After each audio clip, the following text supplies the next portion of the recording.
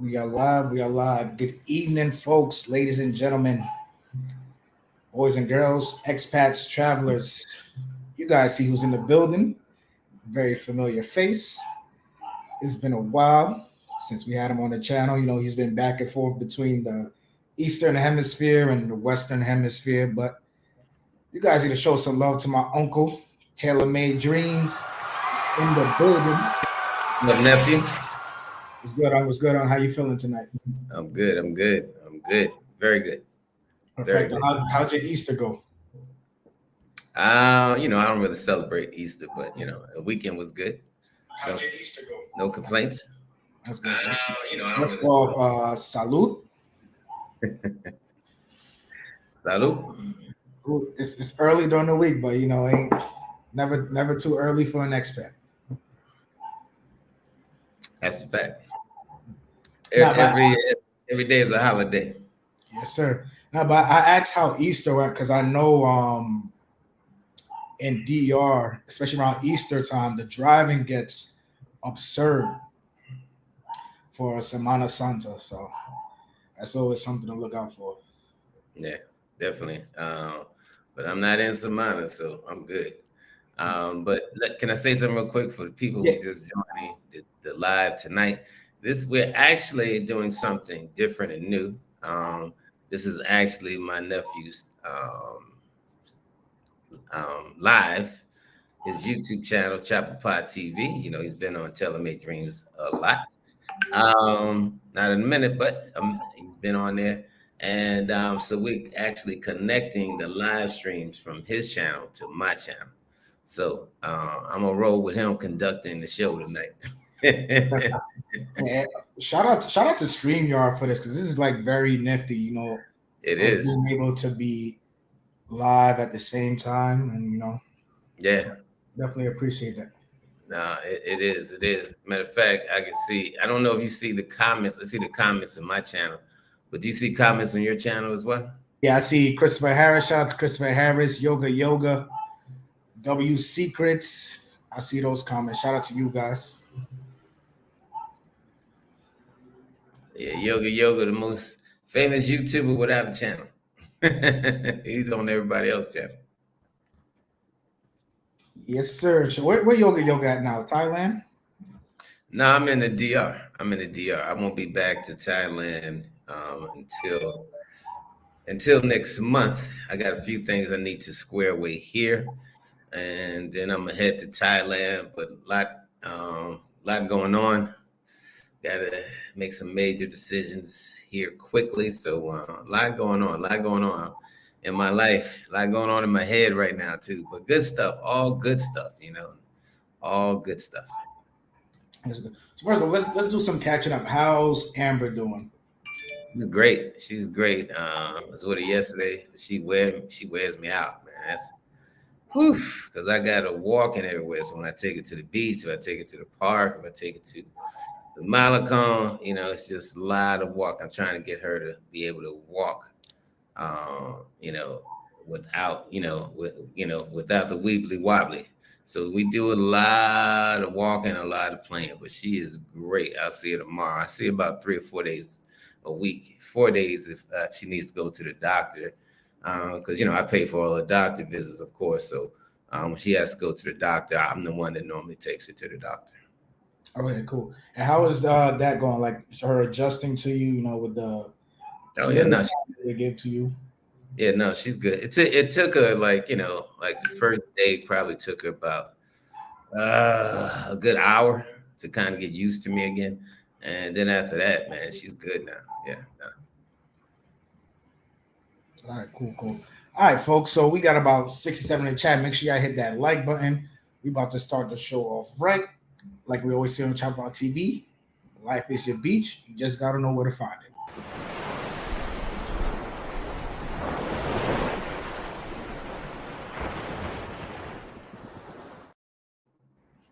I like that. So, quick intro, because as we said, we are trying something new tonight, going live from 2 different channels. Mm-hmm. So, quick intro to who you are and what Tailor Made Dreams TV is about. But thank you for the opportunity to come on your platform. Taylor Made Dreams TV, man. When I thought about doing this YouTube channel, it's basically to let men, and now since I've picked up some lady files, but basically it's geared towards men, letting men know that there are more than one choice. That there is there is a lot more choices. There's almost 197 choices. There are 197 countries. I believe 197, 198. You got more choice than the Matrix. Um, you know, that blue book called The Passport is a powerful tool. It can literally change your life. And that's not hyperbole. That's not over dramatizing things. That passport can literally change your life. It can definitely get you out of dealing with these crazy women that are in the matrix, dealing with women with bad attitudes, dealing with the worst of the worst. Now, I'm not trying to say that every woman in America is bad, not by a long stretch of imagination do I think that. But I don't want to go through a room with 100 snakes to find out that there's 19 good ones in there. But I got to watch out for the other. So like I said, man, that passport is a powerful tool. And I employ you to travel. I employ you to, if you work remotely, if you can work remotely, man, get on a plane, try somewhere else, and live your life, man. Live your life. You got more options and more choices than you think. So that's basically what my channel is about. It's about freedom. Letting men know that you got a lot of options, a lot of options. Yes, sir. Yes, indeed. And for those of you who don't know, Russ used that little blue book to actually live in two countries in 1 year. Last year, we actually both started off in DR last year, and then towards half the year, we both relocated. Russ from DR to Thailand, myself from DR to Brazil. And Yeah. how was that relocation like for you? I was good. Because I'll actually still be living in two different countries. I'll be doing 4 months in Thailand, 2 months here, 4 months Thailand, 2 months here. So I got a few different residences on different continents, which is kind of cool to say. you know? uh, but like I said, man, with everything that's going on in America, I think everybody needs a plan B. And what better way to start a plan B, man, than to start it over somewhere else? Right now you got more men rather go over to another country, starting a life with a woman who's from a total different culture, offering him a lot more than he ever thought that he deserves. Because a lot of times, man, people don't know, how good it is to be somewhere else until they actually get up, get that passport, and make that move. And it don't make a difference whether you're old, you're young, you're fat, you're slim. I'm telling you, man, traveling is life changing, and I'm not talking like to the average go to Jamaica, Cancun. I'm talking about travel outside. Go to Thailand. Go to DR. Go to Cambodia, Philippines. Use that passport, man. It will change your world. Definitely, definitely. Let's get to the comments real quick, see who's checking in tonight. I see Christopher Harris, salute to you. Yoga in the building. My guy Ricky out here in Brazil, ex-strolling, what it do? Truth Simon says, yo, Russ, I hear they putting out a documentary together, a Freaknik from 94. Some middle-aged mama gonna get exposed. Oh boy. There's gonna be some mamas in there, some grandmamas who their daughters gonna be surprised at how freaky their mamas was back in the day. That's what's gonna happen.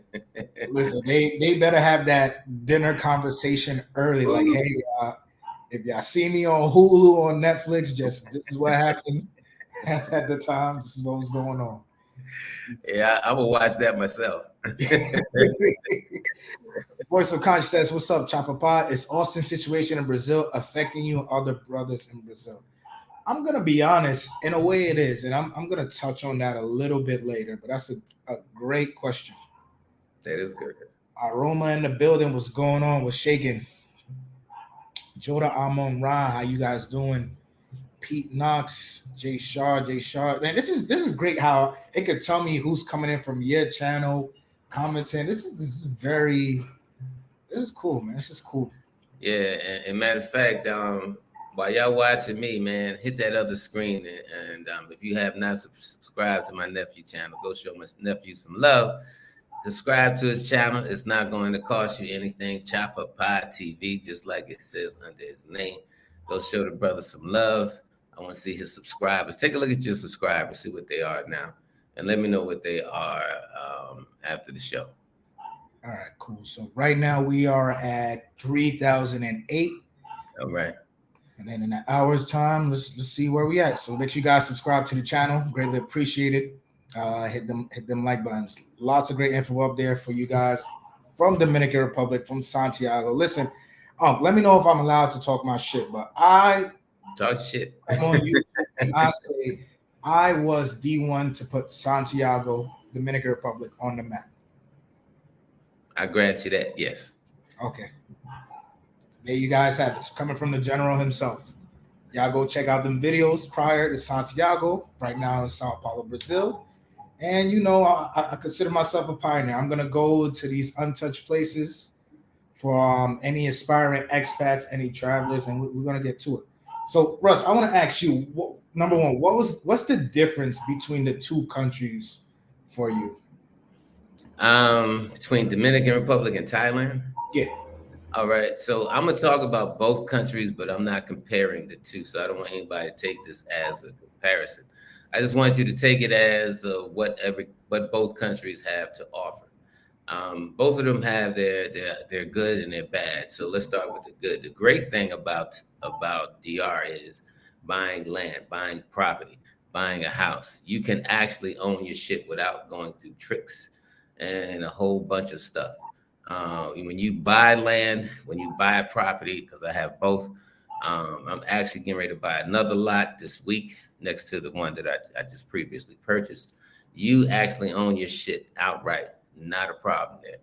In Thailand, you cannot own land. You cannot own land. No way. Thailand does not sell foreigners land. However, you can own a condo. You can own a condo, but even that has some tricks you got to go through. Like if you have a condo, if you buy a condo straight out in Thailand, you, as an individual, you're going to pay more money. I'm talking about like a few $1,000s more. If you buy it with a Thai business, then you'll save yourself thousands of dollars. Now, if you don't have a Thai business, and that's a whole nother discussion, you could actually use another Thai person who has a business and they sign this affidavit saying they don't want nothing to do with your property. But me, I don't like that. I like to own my stuff flat out. So like I said, pros and cons in each country. Some of the pros that are in Thailand, man, it's just, I have all the amenities that I want. It's like being dropped into the middle of Times Square at 20% of the cost. The cost factor in Thailand even greatly surpasses living in Dominican Republic. The ladies are totally different, which I know a lot of cats want to know about. The ladies are absolutely different, two different cultures. I think the women are more easier, milder to deal with in Thailand versus DR. I think DR, Venezuela, Colombia have gotten like very greedy, like sort of that matrix mentality that everything is transactional. What you're gonna do for me if you spend, if you come over, chill with me, I want some money for your time. Hell, these chicks in DR ask money for your time to sit with you in a bar now. I mean, it must be out of their damn minds. That's the one thing that is really turning me off about DR. But even though that used to be one of the highlights about DR, that you come here and deal with some really fantastic ladies with great attitudes, but it's gotten very commercial, it's gotten very transactional. I'll say that. In Thailand, man, it's more of a holistic approach, how they feel about life, family, everything. You could be on the beach, 1 o'clock in the morning with your family, with your kids, Nobody's going to disturb you or bother you. Nobody cares because you see a lot of people out there. Thailand is definitely more safer than DR. You can walk the streets a lot more freely. You don't have to. There's a lot less to worry about as far as safety factors in Thailand. Thailand there is not crime free, but Thailand, the crimes of non-violent stuff like maybe somebody a pickpocketer or somebody may um, you up, may have a girl with sticky fingers, put her arms around your neck, and you're missing a chain or two. Very non-violent crime. DR is safe as well, but it's not as safe as DR. I do not walk the streets in DR at the times that I walk the streets in Thailand. That's why I have a car in Dominican Republic. I travel freely throughout, any time in the morning, but I won't walk the streets. Thailand, I'll just walk, even if it's a 30-minute walk home. I've done that walking 3 o'clock in the morning, never was in fear, never worried about somebody jumping me or nothing like that. So it's just totally two different different mindsets, different atmospheres.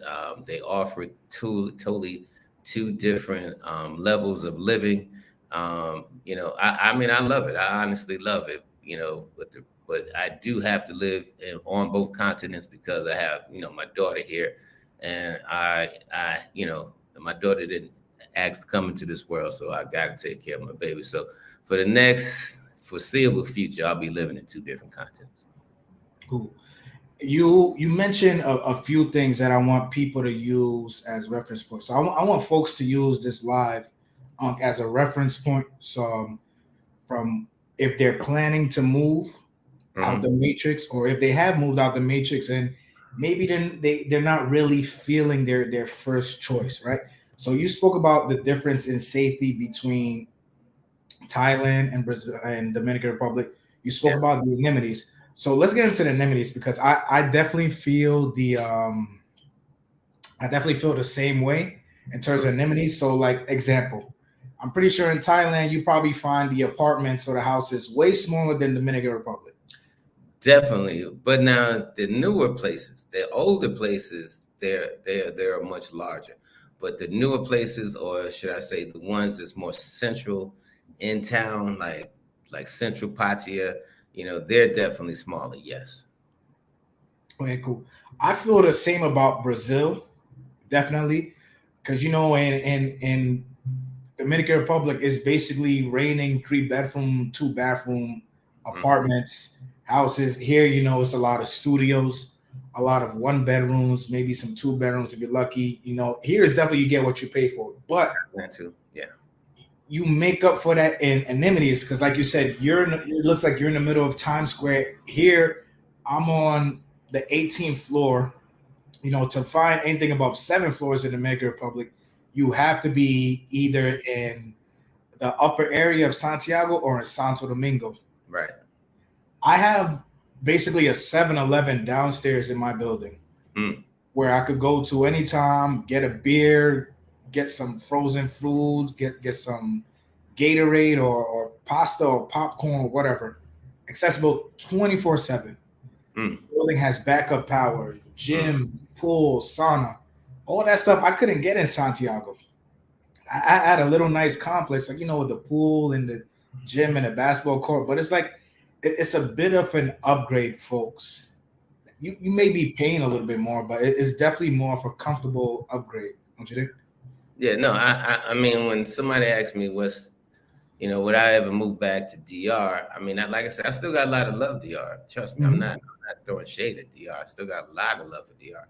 But it's sort of like, once you graduate high school, it's like asking somebody, would you go back to high school when I'm getting ready to start my first year in college. It's totally two different levels. DR is not as advanced as Thailand is. The medical in Thailand. Thailand, right there in Bangkok, is Bumrungrad Hospital. It's ranked the 5th best hospital in the world, right? In the world. So, I mean, state of the art medical care, safety factors, cost of living, the friendliness of the people, the friendliness of the ladies.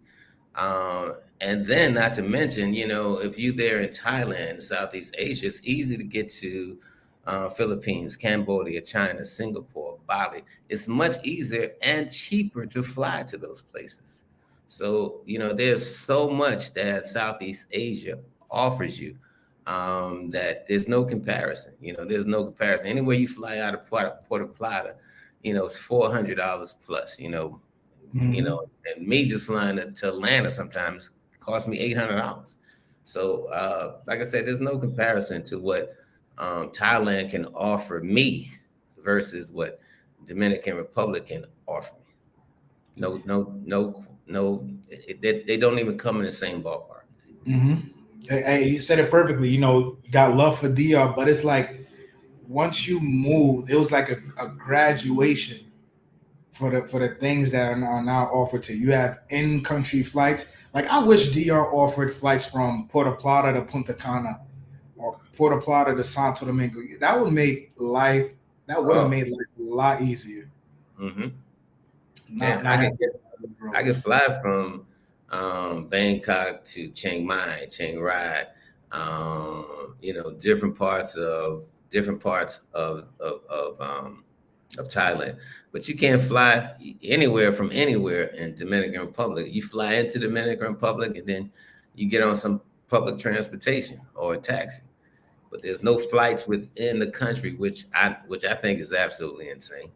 It's nuts because even with the public transportation, you're not even guaranteed to make it to your destination because you have these bus drivers driving like they're auditioning for Fast and Furious. It's Yeah. it's, it's ridiculous. So, first interesting comment of the night. Make sure you guys drop your comments, drop your thoughts. He said, Soul Travis says TMD is my man, but he's really hating on DR these days. Well, Solo, he just said that he has a lot of love for DR. Well, okay, but what is the hate that I've thrown on DR? What is the hate? Now, when I left DR, I was salty, man. I got fucking robbed, right? Robbed in my sleep. There was somebody in by my nightstand. That means somebody was within 2 feet of my head. So when I left, yes, I admit I was salty. But when I left, I also brought some land before I left out of here. I got roots in DR, man. I got a daughter buried in Santo Domingo. I got a daughter here. I got property. So there's a bank account. So I'm rooted in DR, and I keep saying I got a lot of love for DR. But solo man, DR cannot offer what Thailand can. There's just no way. I mean, that's just facts. I'm not talking hyperbole. I'm talking facts. So you tell me where the hate is, or tell me when last time you were in Thailand and what you saw that you thought was better. But like I said, when there are things that are better, like I said, purchasing land, real estate, DR is much better for that.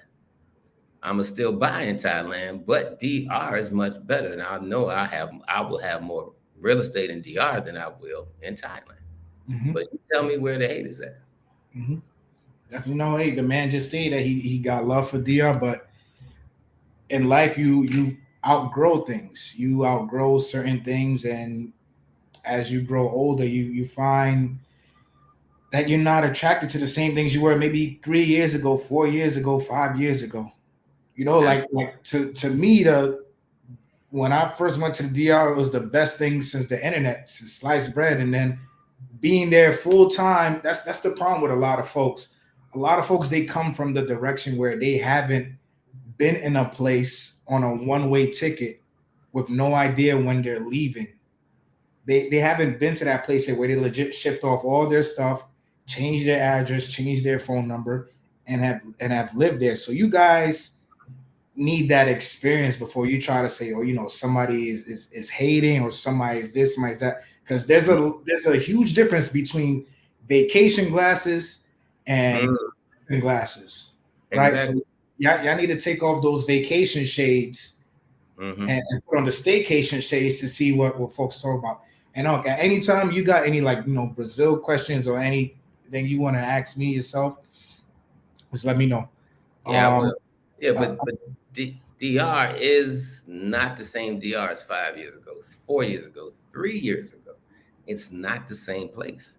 No. And then once you get involved or get on that radar, whether you are a victim or a perp, in that system, man. I've been through the DR system, not as a person who committed a crime, and they treated me or wanted to treat me like a criminal when I got ripped off. They like, well, let me finish ripping you off. So, like I said, man, once you know better, you do better. And once Mhm. everything is exposed, once that curtain pulled back and you see the Wizard of Oz, and you say, hey. You're not there's nothing magical about you. You think differently. That's just plain sense. And like you said, man, you grow, you change. I'm not the same person that I was 5 years ago. And if you're the same person that you were 10 years ago, then you wasted 10 years of your life. There you go. Drew G says TMD went toe to toe with Zoom when it came to what DR offers. He loves DR, but that Thailand gave him a new outlook on health and life. Listen, you guys need to go back. It's April 11th. Go back and watch a tailor-made video from last year and just note the difference in aura, in the smile, in the weight, everything. And you tell me if that's not growth, what is it? A Mm. lot of people are too complacent being stuck in the same place. And that's what messes us up in life. They are. Um, I don't have roots growing out of my feet. I just- so- but let's talk about Brazil a little bit, man. Because so now you're in Sao Paulo, because most people go to Copacabana. So Rio. talk to me about Sao Paulo. What does Sao Paulo offer? What can Sao Paulo offer me versus what Copacabana can? What's the difference? I know there's no beach in Sao Paulo, so that's a give me on Copacabana. But what does Sao Paulo offer for somebody wanting to visit there? Okay. Well, from our conversations all offline, I don't like to promote Sao Paulo a lot because it's one of those places I don't want to put on the map. But in terms of the difference between here and Rio, it's not a tourist sector. So you're Mm, not gonna come here and find places that's catered to tourism. You're gonna come here and find places that's catered to business and working class and so on. There are beaches in Sao Paulo, but it's like driving, maybe an hour. So like going from Santiago to Sosua, that's the driving time to go to beaches. okay. Another good thing about Sao Paulo, you could fly different areas of Brazil, different cities. You could drive if you want to, but sometimes in flights from city to cities are cheap, maybe around $40, $50, depending on the season. Wow. Yeah. The infrastructure is great between Rio, and Rio around Copacabana, especially the beach area and some areas in Rio, my experience, it's hard to differentiate. Like you could be in a nice area that you take two steps and then the air stinks. And then there's like, a lot of homelessness around. And, it's one of those areas you got to be A lot careful. of that. Yeah. Yeah. So, and there's homelessness here too in Sao Paulo, but like you're able to like, um, definitely, it's definitely different areas. Does Sao Paulo have the favelas like the like Copacabana? Like 'cause Copacabana is like very close to the favelas. Is it like that in Sao Paulo too, or no? It's not close. You would have to go a little bit out of the way for the favelas. There are, some areas you got to be careful of. Within the city of Sao Paulo, like just the other day, a friend of mine got robbed, being in a place he wasn't supposed to be in at a time he wasn't supposed to be in. So there Mm. are places like that, like there are everywhere in the world. But you just gotta be smart, keep your wits about you. But the favelas themselves, like how in Rio you can have high rises and then two steps away you have a favela. It's Yeah. not like that in Sao Paulo. Nah. So what about the so what about English? How wide is English spoken in Sao Paulo, or is not? Okay. So this is something people have asked me. Number one, guys, do not come to Brazil trying to speak Spanish. On the contrary, it's actually offensive to Brazilians if Mm, you assume they speak Spanish. English, depending where you are, if you go to a place of business, you may find some English, probably in the restaurant sectors or if you go to the mall. It's not widespread. You know, people maybe the most people could say is hi, how you doing, or no, I don't speak much English. And then on the contrary, you could find a lot of people, especially young folks, who speak English. It's up to the point now where it's like, if like the other night, example, right? I'm in a line waiting to go inside the club with my boy, and then there's these two girls in front of us, and I'm like, man, this girl in front of us is really beautiful. And then she turns around and says, "Oh, thank you. Where are you from?" Da da da da da. And starts having a conversation with me in English. So it is out here. It is growing. It's definitely more English that you'll find in Rio. Definitely more English that you'll find in my experience in Dominican Republic in general, Mm. unless you're in Santo Domingo, because there are American businesses here. There's an American society here in Sao Paulo. Hundreds of Americans that live here and they have their group and So so it's on. a strong expat community there in Sao Paulo. Definitely, Wow. definitely a strong expat community. I had no idea myself, but definitely a strong expat community here in Sao Paulo. But Okay. like I said, I don't like to promote Sao Paulo too much because people on the internet know how to fuck up a good thing. You guys know how to fuck up a good thing. That's a fact. That's a fact. Because I see them coming out the woodworks coming down to Thailand, man. But see, Thailand is a culture, man. You can't come down there and do that Pookie and Ray Ray shit because you'll find yourself in a lot of trouble. You can't come down there and do that crazy shit. Now, but you will see, I'm gonna tell you who the Pookies and the Ray Rays in Thailand. The goddamn Russians.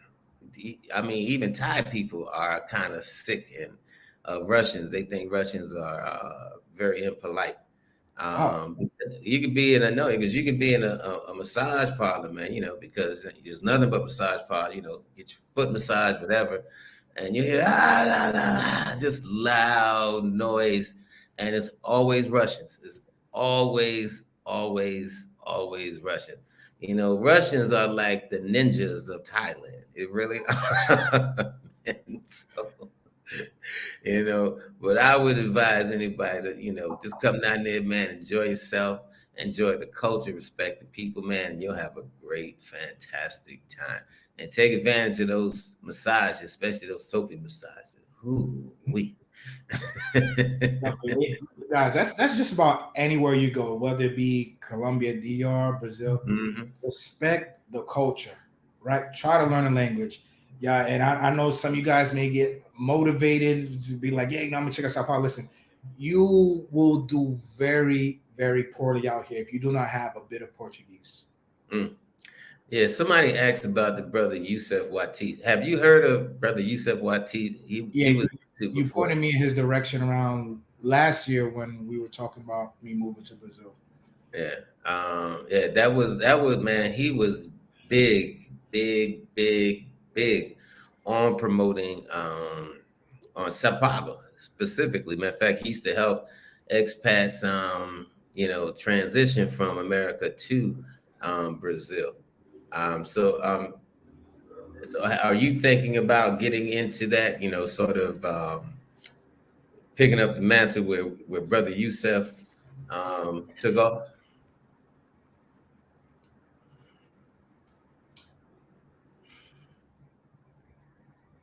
I'm I'm a big, big believer in that work, in that line of work, because if it wasn't for that, I would have never moved to the DR. Hmm. But to be honest, I'm scared. I'm scared of like opening up the doors to just Didn't you or just say there's a big expat community down there? So what do but you, but it's like so low key, you wouldn't know it unless they found you. It's like the Illuminati. You won't know of them unless they find you, unless they come looking for you. And they're all professionals. They're teachers, or they work in hospitals, or they work with energy companies. So it's like very, very low key. Not like what's going on in DR, where you have a lot of people remote working or retirees. Definitely not a lot of retirees down here. I don't know if I would open the doors to Sao Paulo like that, because I have a little bit PTSD from opening the doors in Santiago. And we all saw just how solved that went. Because you just mentioned earlier, right? Example, if you want to date somebody or get to know someone or go out with them, now women are asking you to pay for their time. Yeah, it's crazy, man. I mean, It's I laugh. To me, it's a nice joke, but jokes get old after a while. So yeah, but it's I'm telling you, man, DR is nowhere. I mean, just within the few months that I left, and I've only been gone what 4 months. When I went to, and just the 4 months, I see kind of the shift. And and I don't care how beautiful a woman is. When you stop making sense to me, you become very ugly very fast. hmm So you telling me I got to pay for your time and pay for your food? Like that. And we on the other night on your live, I was telling you, I was like Russ, you asked if social media was ruining the DER, and a lot of people's like, no, no, no. I'm like Russ, it's changed some things. It It's is. changed some things now because now they're starting to pick up on women from the states. Where I have boys in the states like, yeah, I try to DM this girl, and her first question was, "Oh, what bill are you paying?" or "How much are you paying for my time?" So I'm like, okay, now we're doing blatant prostitution because that's what it is. Yeah. Just be honest about it. And I will say, man, even times that I was in Brazil, I've never been to Sao Paulo. But women in Brazil have more class about themselves, man. They just don't come out like that shit and start talking about, oh, I need this for my kids and all. Even Thailand women, they don't do that. The Cambodian women don't do it. The Filipino women didn't even do that. So and it just makes them look not in the best light. Not in the best light. I don't. First of all, listen, I got my own children to raise. Listen. Yeah, I mean, sending people pictures of empty refrigerator. I open my refrigerator, I just snap a picture, send it back to them. I don't know. Maybe we're exchanging refrigerator pictures. So I don't know. But it's like have some pride. Have a little bit of dignity about yourself and how you handle yourself. And like I said, where it never used to be like that. And you understand that, yeah, you're in a poor country, people need help. Cool. And let me tell you something. What women don't understand, their strength is in their silence. Men will give you more when you ask for less. A man don't mind, like, hey, taking care of a woman. The women who have never asked me for anything always receive the most from me. And that's Mm-hmm. Mm-hmm. And I want to get into that too because in my experience, that comes off as a little offensive in Brazil, depending who you do it with. But Russ ain't kidding. Just the other day, I got the empty fridge picture from DR, and I'm like, lady, I don't even live there anymore. You know that. Oh no, I was getting them from Thailand. Said, well, hey, can you just send me that? I said, listen, I'm not even in Dominican Republic. I'm in Thailand. I know, but there's a way you can send me Western Union. I said, you expect me to leave my home, go to the Western Union to send you some money? Are you, and I asked her, did you start smoking crack since I left? Because it sound like a crackhead. I would a crackhead at. Hey, just like Kang said, listen, two military brothers. I learned from my first country. I'm just moving in silence when it comes to Brazil. That's how you guys mainly listen. If you guys really want to know about Sao Paulo, I don't do edit videos. I don't talk about live streams. They're in my shorts. The lifestyle is in the shorts. But military. It's just something about military folks overseas. We just move in silence. So it's definitely that going on. Shout out to my brother Jorge in the building. My journey with mom. Listen, Oh, aka the current king of Dominican Republic. Since Russ ain't there full time, Chapapa left. That's the guy right there. You guys need to talk to. He's setting Santiago on fire. yeah, but also I want to say, people want to know about Santiago, and if they have a relative that they want to move with, hit Jorge up, man. Get a consultation from that brother, man. I mean, what he did was for me was groundbreaking because a lot of people scared to make that step, and he actually did it. So if you want to know about, you have an older parent and you want it and you really want to make that move to DR or somewhere else, ask the brother, hit him up for a consultation, go to his IG, however he could leave his way of getting in touch with him. I'll have him back on my show to talk about it, but hit him up for those consultations, man. Listen, that can save you a lot of money, time, energy. Believe me, if you want to know about St. Paulo, I keep encouraging cats, man, get those consultations with those brothers who are boots on the ground, who already did the work. Save yourself a lot of time, money, and energy and frustration.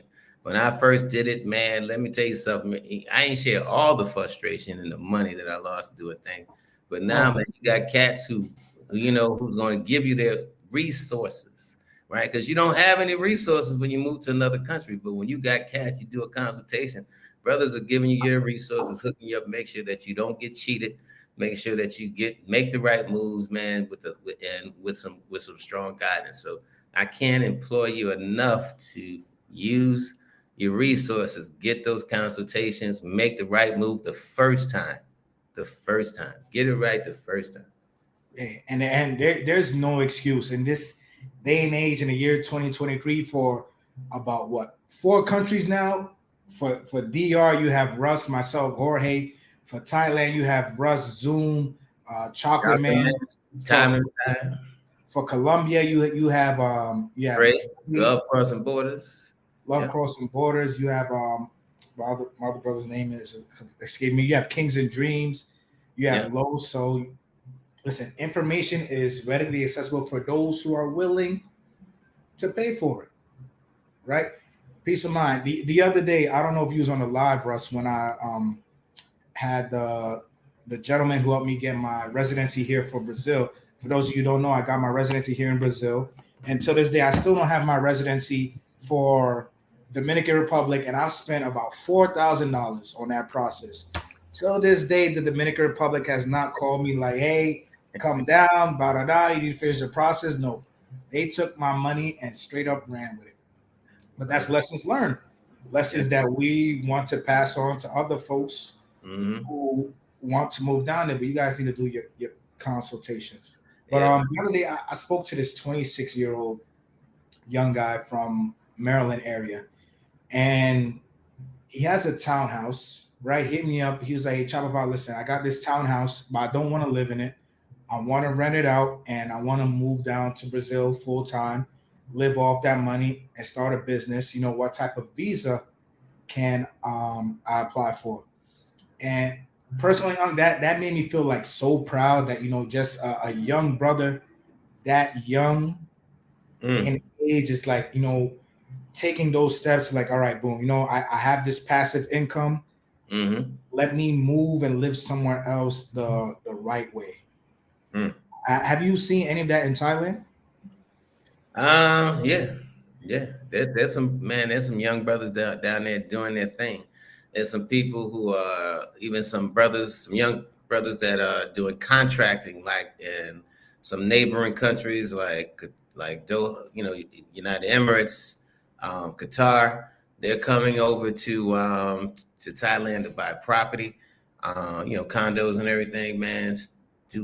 Trying to figure out some other businesses that they can do. Brothers down there, we have business meetings. We get together every week about one thing or another.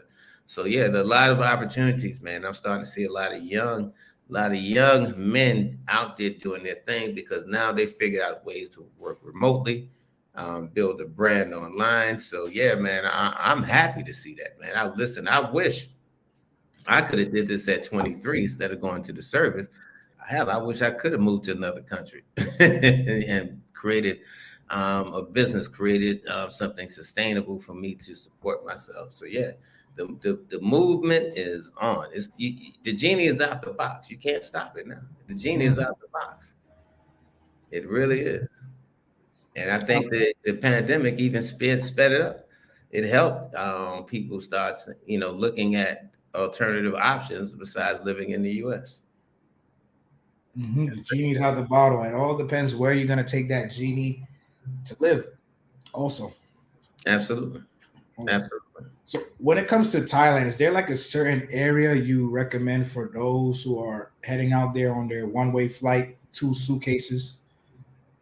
I would say, you got the bigger cities is I mean, you got Bangkok, you got Pattaya, you got Jomtien, you got Chiang Mai, you got Phuket.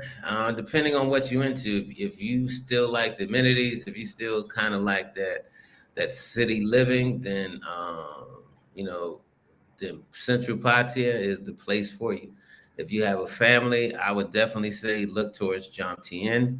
It's sort of the suburbs of Pattaya where you still have all your amenities, but you kind of like more in a more family oriented kind of section. If if you love it live and banging, Bangkok, it just says it all. Bangkok. Bangkok is the central place for doing business. So, like I said, depending on what you into, depending on your goals, what you're trying to accomplish, how you're trying to live, there's so many places that offer different things. Phuket, I think Phuket now, man, you got more foreigners, Russians specifically, than you got Thai people in Phuket. So, if you want a little quieter town, you got Udon Thani, Chiang Rai, that's very family oriented. Not a lot to do. They got some bars and restaurants, but it's definitely out and away from the city. So, depending on what you want, man, Thailand offers it to you. Yeah, they have it. And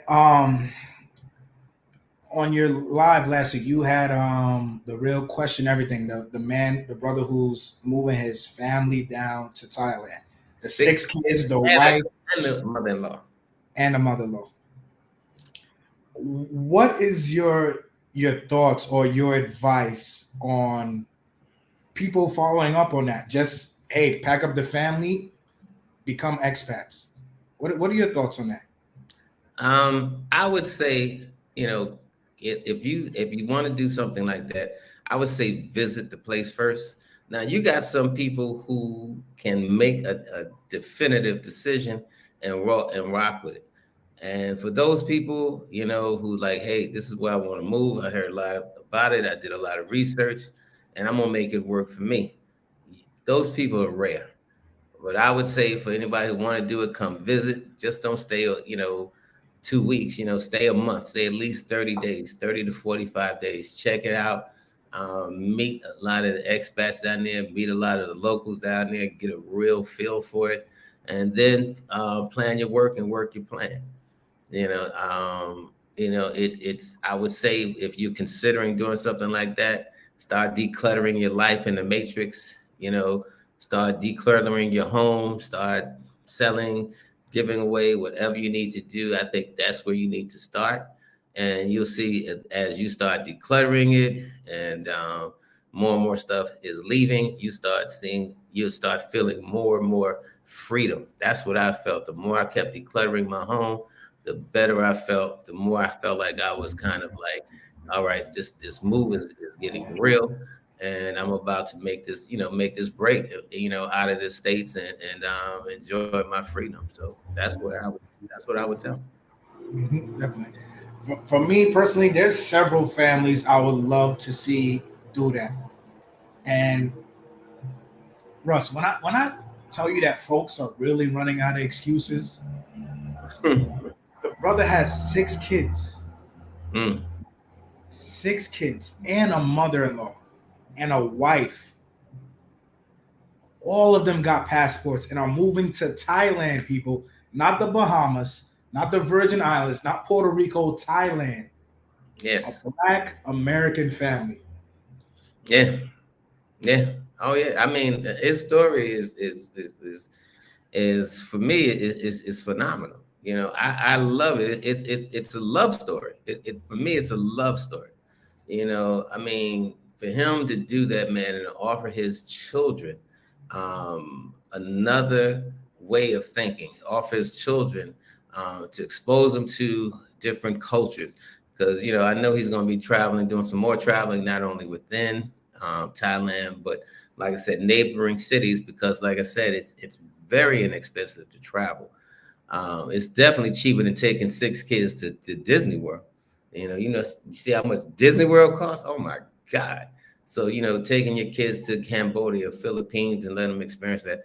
I mean, the education alone, I think the brother's going to be blessed 1,000 times over just to make that move. And then, like I said, man, imagine the relationship he must have with his beautiful wife. I mean, Oh, and the mother-in-law. So, I mean, like I said, I think what he's doing, and I think as he unveils his story to the world, because they starting a channel, man, based basically off the family move, and sort of like what Bags did of Africa.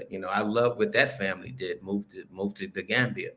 It's a love story, man, and you just watch the offspring and how they grow and accepted it, man, and got more immersed in the culture. It's a beautiful thing. I think he's setting an example for a lot of people. I think his example is going to change a lot of lives. I really do. and imagine how much that love is just gonna grow once they Oh, leave the matrix and that weight just comes off their shoulder. Man, I hope his first video is just getting online and yelling at folks. Pack your bags, pack the family, just go. Just go. Cause man, I have just so many people that I love in the States that I try to talk to, like, hey man, just try it out, try something new, or just do something. There's so many ways to make money on the internet, and they're just stuck. hmm You can literally see the noose around their neck. stuck.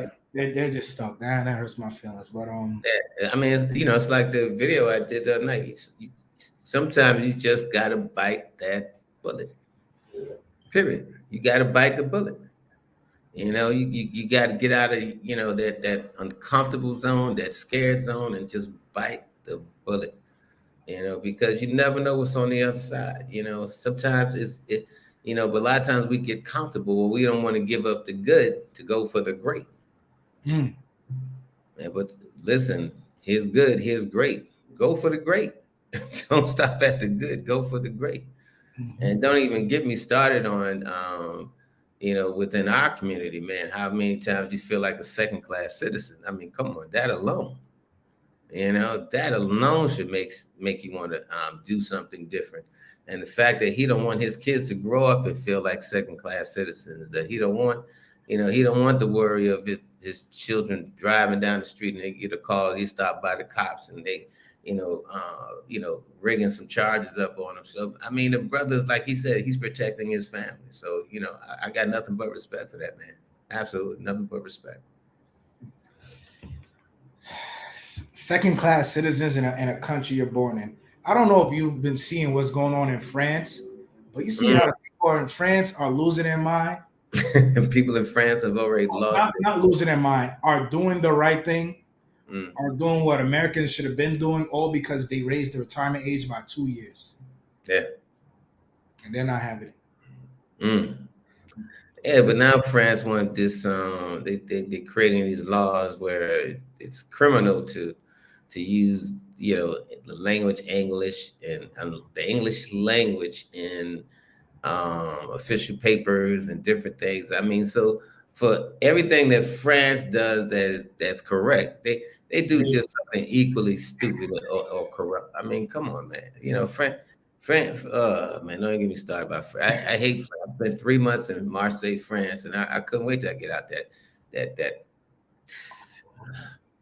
I don't even want to go off, man. yeah, Let's say I ain't got no love for me France. personally, I can't have any love for France due to what they did to Haiti, but that's a Exactly what they did to Haiti, what they did in Africa. Fuck France. definitely. Shout out to Profe in the building. He says, what's good? Teleme Jeans TV and Chava TV. Buenas noches. Oh, chat. Let's get to some of these comments. Darth Negro says, but you will not get no vet benefits. I guess he's talking about Thailand. Speaking of vet benefits, are there any veteran centers out there in Thailand? Not that I know of, not right now. Not that I know of at this point. Um, but you do get some if you are signed to MVP. I think in Bangkok Hospital you can actually use it. Now you're gonna have to pay up front and they'll reimburse you. but that is not true, Doc. That is not true. Okay. Yeah, that's one good thing I give the veteran care there, because you have Allen and Puerto Plata. Shout out to MedVets, and then you have Eye Wellness in Santiago. Mm-hmm. I've seen both clinics work wonders for veterans. So that's one thing I give the DR. But that's coming soon to South America, y'all. VA clinic coming soon to South America. All right. Stay tuned, but make sure you guys are following and checking in with the MedVets clinic in Puerto Plata with Uncle Allen. Great guy, great work he's doing out there. He just took a busload of veterans out to Samana like last month. It was great, man. Make sure you guys go check out his YouTube channel, Instagram page, and if you're out there in Puerto Plata, go stop by the clinic, show some love. Professor Mex says salute from Mexico. Salute, que lo que. I don't know if they say que lo que Mexico. Voice of Conscience says Russell is trashing Dominican chicas. I was there not too long ago, and I was never charged for talking and did not see it. It may happen once in a blue moon, but this is a wrong generalization. So, That's Voice of Conscience, and I'm gonna call bullshit. Yep, exactly. Absolute bullshit. Exactly. Absolute bullshit. This was happening way before I even said it now. Exactly. I just never said it. This was happening way before I said it. Get out of here. I remember 2 years ago sitting in right. No, this was a little bit long, right before the pandemic, sitting in Rumbers and buying, and this chick was gorgeous, absolutely gorgeous. I mean, DR got some of the most gorgeous women on earth. Got to give them that. And I'm sitting there buying the chick a drink, brought a couple of drinks, brought a little something to eat. So we're talking, but at the end of it, I was like, man, I'm headed back to Puerto Plata. And the chick wanted to charge me for sitting there talking to her. I went off on her. Then I called the bouncer and had her thrown out. The hell out of here. Stupid. So, that's absolute bullshit. See, the thing is, you can't quarterback from your home. I lived here, okay? I live here. You're trying to quarterback from home, coming down here on the weekend. Are you kidding me? How many days you spent there, Voice of Conscience? That's like you got a Super Bowl and the coach wants to coach from his living room while the team is on the damn field. Come on, man. Listen. It's like Disney World. If you want to come up against me, you know how they got them signs. You got to be this tall to ride this ride. You here. You got to be this tall to ride this ride. Unless you lived here, right? Got lived-in experience. Deal with Dominicans on a day-to-day, 24-hour basis. Please do me a favor and stop embarrassing yourself. Russ, they may not have seen that live we did about the long game. They don't know about that long game. No, because the only thing they got on their mind is their head is full of cum. That's it. Just come down here, throw dollars, and release that cum mindset. And then, man, they go home and think that they were with the most fantastic people on earth. Listen, I live here, dude. Come on. Oh, but Russ, she made me breakfast and she asked me for money and she called me Poppy and how much money did she leave with after she left his ass? That's what I want to know. And don't give me that bullshit. I don't pay for ass. Get the hell out of here. Listen, you guys got it. The long game is crafted and perfected out there in DR. Shout out to my Dominicans, but they have perfected the long game. They have. Some of them, yes. And it'll come from doctors, it'll come from lawyers, librarians, grocery store cashiers. Listen, if you saying you ain't spend now, give it a few. Mm-hmm. Give it a few. Yeah. Come back to us. Yeah, I'm telling the truth. And like I said, I dare somebody who lived here to come and argue the point. You don't see none of it. It's always cats who don't live here. It's always those weekend warriors. always the ones finding love on Tinder. Like, yeah, she ain't asked for money yet, or her kids call me dad, and all this. Listen, I ain't there, but I'm there, fellas. Some of the shit y'all be doing, come on. I ain't there, but I'm there. Yeah. And it is sad. It's sad what you brothers are doing, getting on a plane and going down there to the Dominican Republic. It Y'all is. buying these women cars. Y'all putting them in apartments. Y'all bringing out iPhone 14s for a woman you knew for 2 weeks off Tinder. Going through your maxing out dudes' credit cards to 10 G's. Maxing out your credit cards for a 26-year-old with 3 kids, 3 different daddies. And and then want to call her dumb. Listen, After she break your heart, what you yeah, expected her to do? yeah, listen, I ain't mad at the Dominican chicas, right? So don't think I'm trashing them. It's the actual clown. I ain't trashing the chicas. They smarter than these dudes. Like you said, these chicas riding in cars now. Cars. Ain't got no job. No job that she can say, hey, this is how I brought it, outside the office. So and these chicks riding in cars, building guys buying them houses. I mean, cats. I mean, because I got a few Dominican female friends who, and they're like, hey, I got a cat send me $1,000 every month, $1,500 every month, and then telling me there ain't enough money, and we ain't these cats ain't even married to these chicks. They ain't got no kids by these chicks. That ain't But enough money. That's more than what nurses make. I think nurses bring around 20,000 pesos in the Dominican Republic. That's around 400 to nurses, bank $430. tellers, yeah, man. And like I said, man, it's crazy. And then you got some weekend warrior trying to tell us what's going on. Are you freaking No, it kidding ain't me? about the money. Oh man, Spaces and Places says, "Chop about that 4K you spent. Did you pay using your credit card? I would have contacted my bank and or credit card company ASAP after all this time. No, and I'm glad you brought that up because the long game doesn't just come in the form of dating and women out there in DR. It comes in the form of business, right? Yes. So you could get, and Russ will tell you, you could get strung along by the most professional people, doctors, lawyers. You're spending your money on professional services that are tied to the government or the embassy, and you still manage to get screwed somehow. So no, I paid around 2,000 when I was in New York.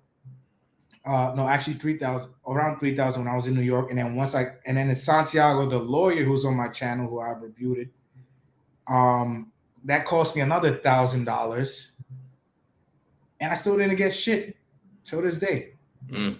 Not a phone call, not a message, not an update, nothing. Just these are literally professionals who play the long game, take your money, and run.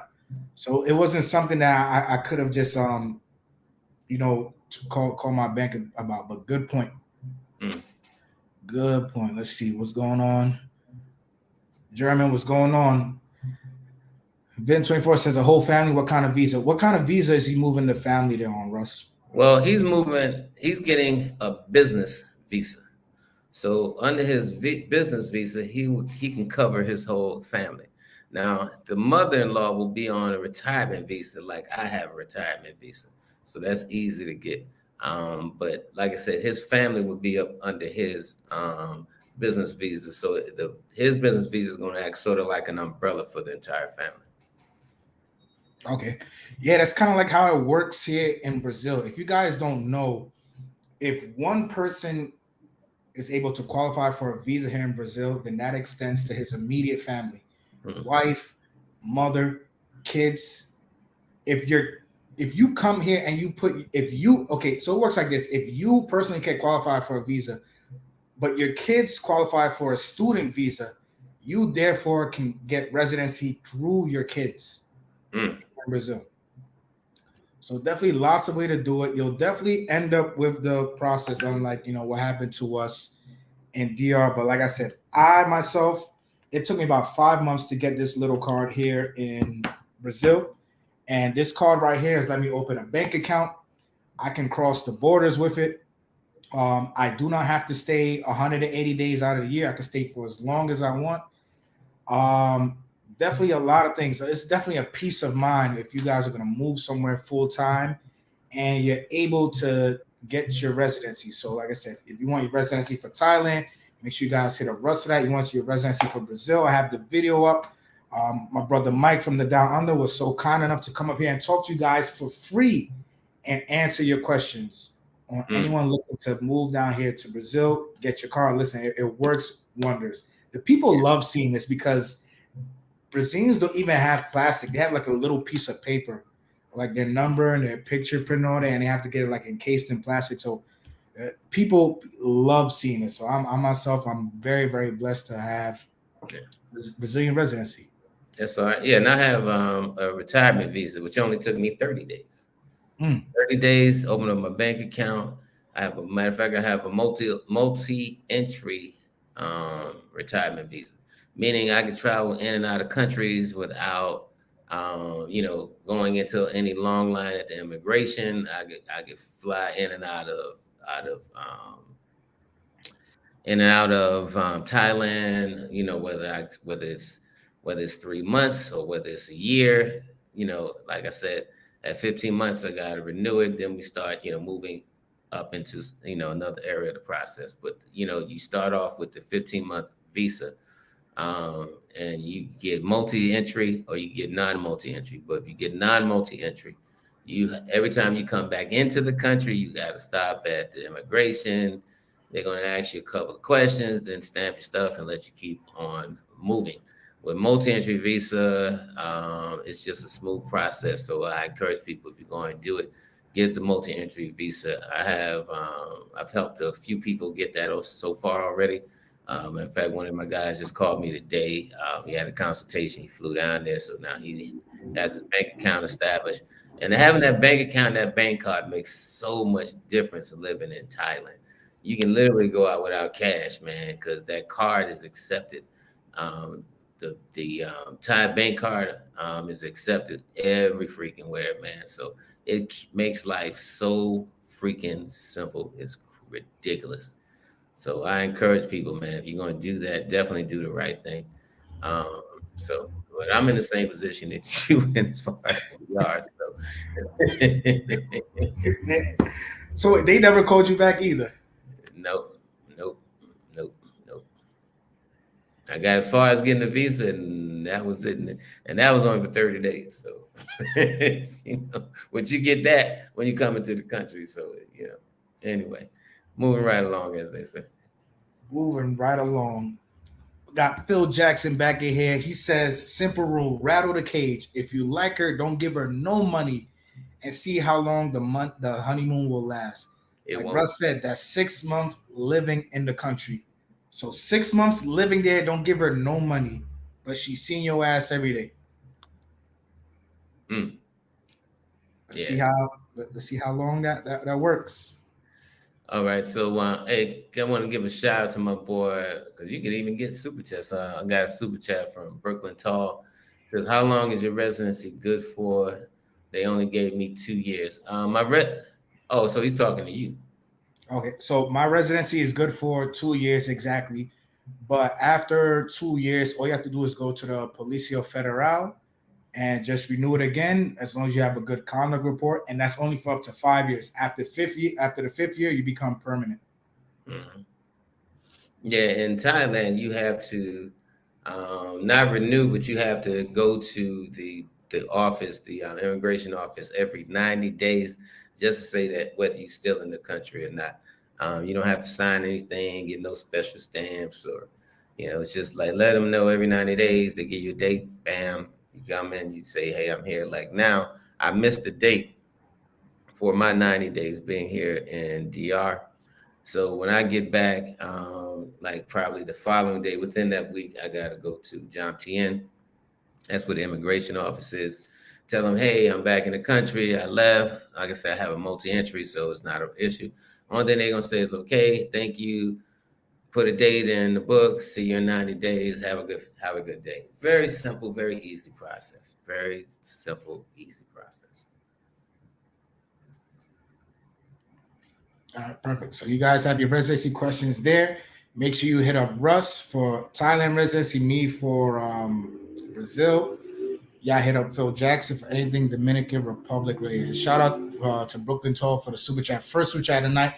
Don't be shy. Y'all see both host cash apps scroll along the bottom. Mine, Tailor Made Dreams. Make sure you guys give some donations. We're taking late Easter donations. Most good causes. Tailor Made Dreams in Dia right now. You guys know that's going to the orphanage out there in Puerto Plata. I'm out here in Brazil. That's going to, that Brazil footage you guys be asking for in the DMs on Chapapa TV Instagram. Make sure you guys follow that also. Listen, y'all, I do a lot more in my stories between YouTube and Instagram as opposed to sitting down, editing, uploading. That's how I get things out fastest to you. You know how things are going out here. Boots on the ground. That's the for me. That's the best way to show you guys. Boots on the ground. So let's get through these comments. Gray Smoke says, true story. A coworker flew his wife to be from the DR. She went straight from customs to an Uber. He never seen her again. Wow. I've heard them stories, and it's just that sucks.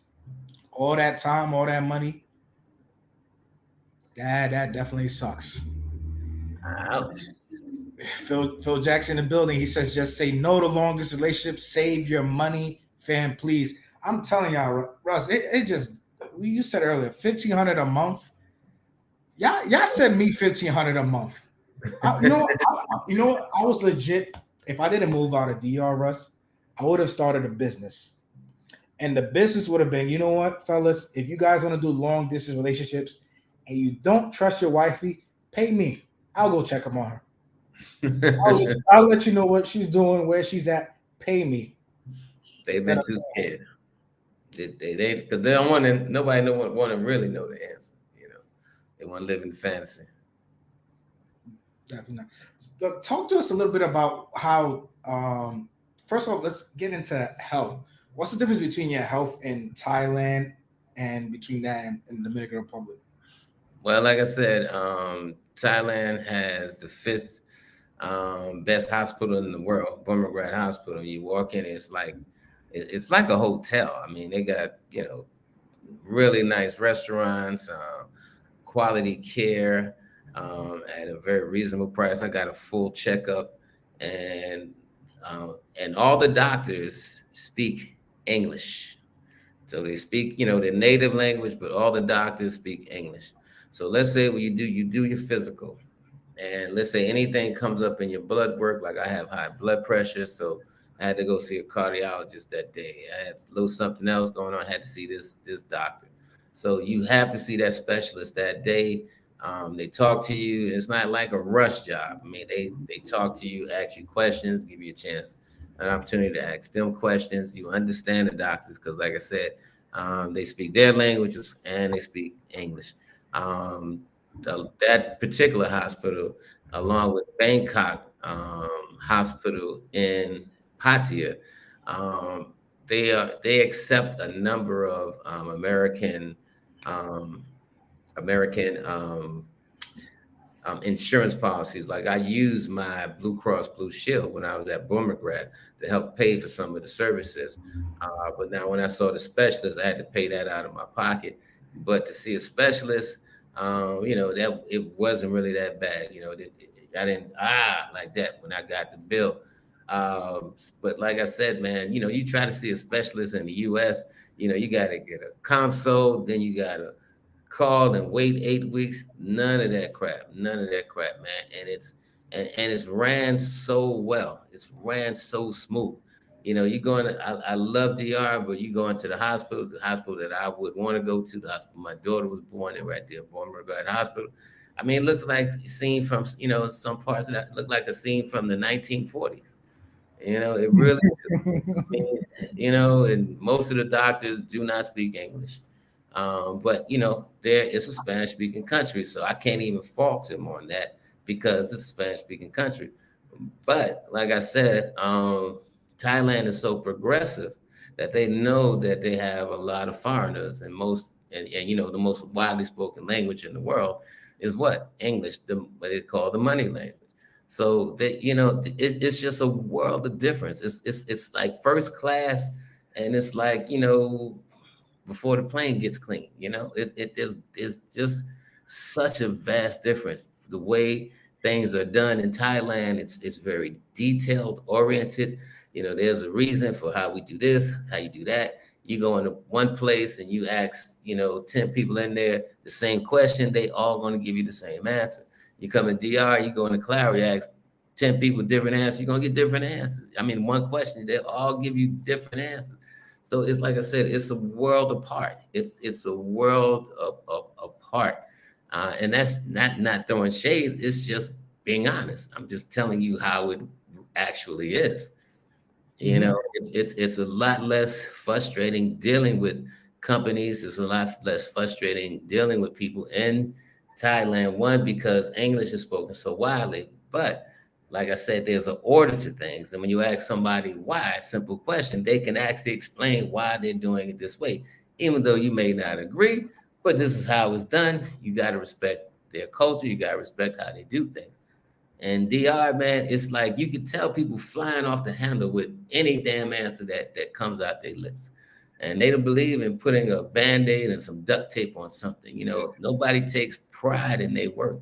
You know, if you go into a lot of these apartments, I'm talking about even a high rise, you see like, around the, like around the faucets, little holes and stuff. Or, I'm telling you, man, the guy who renovated my condo in Sasua, I had to threaten not to pay him to get him to do the shit right. I told him I'm not paying you nothing, not a freaking dime until you correct this stuff. There's no freaking pride about how you do your work. It's like let's just throw this shit together. It is. And I was saying that long before I went to Thailand. But I said, hey, it's part of the culture. This is how it is. Very laid back, cool. But I didn't know how much I missed um, having stuff, tailored, having stuff, just, I mean, just professionally done, dealing with professionals. So when I got back to Thailand, man, and I got back to that atmosphere, I'm like, man, I can't leave this place, man, because my life is it just makes life so much simpler, so much easier. And like I said, the food in DR is great. I love Spanish food. I love Spanish. Love my arroz con pollo. Love all that. But the food is heavy. In Thailand, you eat much light. I lost 20 pounds. I lost 20 pounds in Thailand. It's a whole different. They don't fry stuff unless you ask them to fry it. They like grilled stuff, and they like they have a fish that they broil. I always thought broiled fish was the most disgusting thing, but until I tasted, and I'm like, oh my god, this stuff is. So I eat broiled fish all the time. My food consists more of a Mediterranean lifestyle as far as food. It's basically meat and vegetables, meat and vegetables, meat and vegetables, meat and vegetables. So it's just a whole different lifestyle, man. Like I said, it's like going from high school to not even college, graduate school. It's Mhm. totally different, man. Even better than what in the United States. And the doctor, you go to the doctor in the United States, they rushing you. You ask, can I see a specialist? Yeah, here's a number. Call them, get an appointment, wait 8 weeks. I don't do none of that craziness. None of that craziness. If you want a tailored shirt, like one I got on, $30. Oof. Tailored, not off the rack, tailored. I lost 20 pounds. I went back to my guy, said, hey, man, the shirt is too big because I lost 20 pounds. He recut it, sewed it back. Here you go. I mean, man, listen, I love that lifestyle, brother. I love that lifestyle, man. So it's totally on a different level. Foot massage, an hour foot massage, $6. $6 for an hour foot massage. Because after you walk 5 miles, trust me, your dogs be killing you. I get in that massage, man. Sometimes I don't need them. Sometimes I do a foot massage. I say, man, give me a oil massage. Some places, not all places, but some places, you go get foot massage, oil massage, and a happy ending before you walk out the door. So, listen, I love Thailand, man. I'm tell you now, there's some things, of course, in Thailand that I would love to see, a little bit different, but for the most part, man, I love it. I honestly love it, man. I love having all my amenities, my lights, my water going, not cutting out, not going off. I Mm. love everything being in place, man. So yeah, Oh man. it's a difference. It's a world of difference. Oh man. Look, well, I'm glad you brought up the water and the lights. And I have one more health question, but let me get back to these comments. Dinero Tranquilo, thank you for the super chat. It says for the culture. Lo aprecio. Javier, my brother, what's going on? New expat in the Dominican Republic. Just moved out there last year with the family. Shout out to Javier. Shout out to Javier. Another super chat from Michael. He says, "What sunglasses are you rocking? Love them." He might be talking to you on. Now you got sunglasses on. These are prescription. Okay. These are Ray-Bans though. These are Ray-Bans. Yeah, these are some Louis shades that I actually got out here in Brazil. Some good shades, but thank you. I appreciate for the super chat, Michael. Trinitario, it says Brian from BMO up in here. Love you guys. Was just telling dude about Chapapa today. Mucho gusto. I appreciate that, Brian. Thank you. MJ says, how the hell can you drive in the DR? They are crazy on the road. All right. TaylorMade and I are going to tell you guys the secret to driving in the Dominican Republic. All right.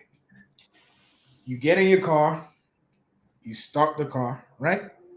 If you're in a gated community, you leave the gated community, and then you just hope for the best. Yeah. You just drive and you hope for the best. Hope for the best. And then you do your deep breathing before you leave. So, you know, your stress levels all the way up here. So maybe by the time you finish running your errands, you ain't hit the peak of your stress levels yet. And you go ahead. Let me not interrupt. Sorry. Go ahead. But driving in DR, it takes a lot of defensive driving, probably the most defensive driving you'll ever do in your life. You're basically learning as you go. It takes a lot of patience, and you got to be safe, man, because you know in the DR there is, you know, the people can be armed or people have a baseball bat. Me, I ain't give a shit. So in Santiago, I was that guy throwing 5 pesos, 10 pesos at another dude's car or a moto if they did something stupid in front of me. So, you know, driving in DR is literally just you hoping for the best. You get from point A to point B, and that's it. What you got on? Listen, driving DR, you will almost get into multiple accidents daily. But long as you don't actually do the accident, you're good to go. That's like normal driving. I know it sounds crazy. It's like almost had an accident day. Oh no, you're gonna have several. You know, you're gonna have. That's what is it? Because the driving is crazy. But I need to drive in DR because I don't want to be stagnant. And like I said, you know, when I stay out late, DR ain't the safest place to walk like 30 minutes, you know, at 2:00 in the morning. It's just not. There are some very safe areas in DR, but like I said, you know, you don't want to be out there at 3:00 in the morning. Now, if you're in Sosua, you know, you walking from the hotel, you know, because that's the tourist area, you're good to go. But in Puerto Plata, you know, in certain areas, you got to pass by some bad neighborhoods before you get back into your good neighborhood. So I need a car, you know, I need a car. Then, like I said, you know, if I want to go to Santiago, Santo Domingo, I can't just jump on the plane, which I would do just to keep my life simple. You gotta drive, or you gotta hop on the Publico services, and man, and you know, with 50 other people. So I just rather drive. But driving is crazy. Now driving is equally as maddening in Thailand. It's crazy driving in Thailand too. But I will never drive in Thailand. But I did say the same thing about DR. But I don't foresee myself ever driving in Thailand. One, because where I live at this time, it's just so centrally located. I mean, so centrally located. I literally walk everywhere. And then it's so cheap to get around, like this app Bolt, BOLT. I mean, it's so dirt cheap to get around. For me, it's not worth the time to even drive. Even though Bolt after midnight, it's hard to catch it. It's hard to catch one of those those transportation. That's why I make sure where I'm hanging out. If I'm hanging out, let's say in John Tien, I'm calling the boat by 11:00, man. I'm heading back to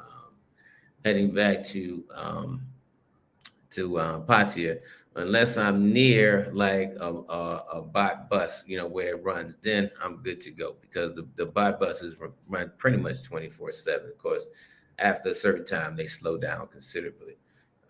But yeah, man. But driving in DR is crazy. But driving in Thailand is equally crazy. But in DR, man, you see a lot of missing arms, missing limbs. Mhm.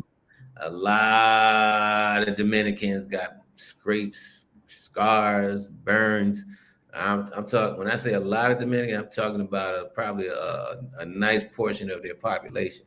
And when you Mhm. ask them, hey, how'd you get that scar? What happened there? It's, hey, moto. Even my girl Annie, she got a nice size tattoo on her arm. And when I looked at it, I saw a scar, and I asked her, she said she got the tattoo to cover up the scar. She didn't like the way the scar looked. So they got their scars too in Thailand, but because it's moto, it's basically moto operating. That's their major mode of transportation is using the motorcycles.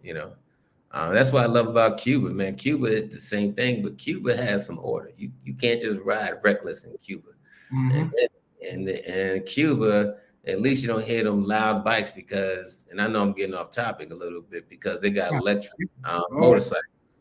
So Cuba, man, you wouldn't even hear a motorcycle come up. You just turn around and there's one right there by you. So different places offer different things, but Thailand and DR crazy ass driving, Great. crazy ass motor.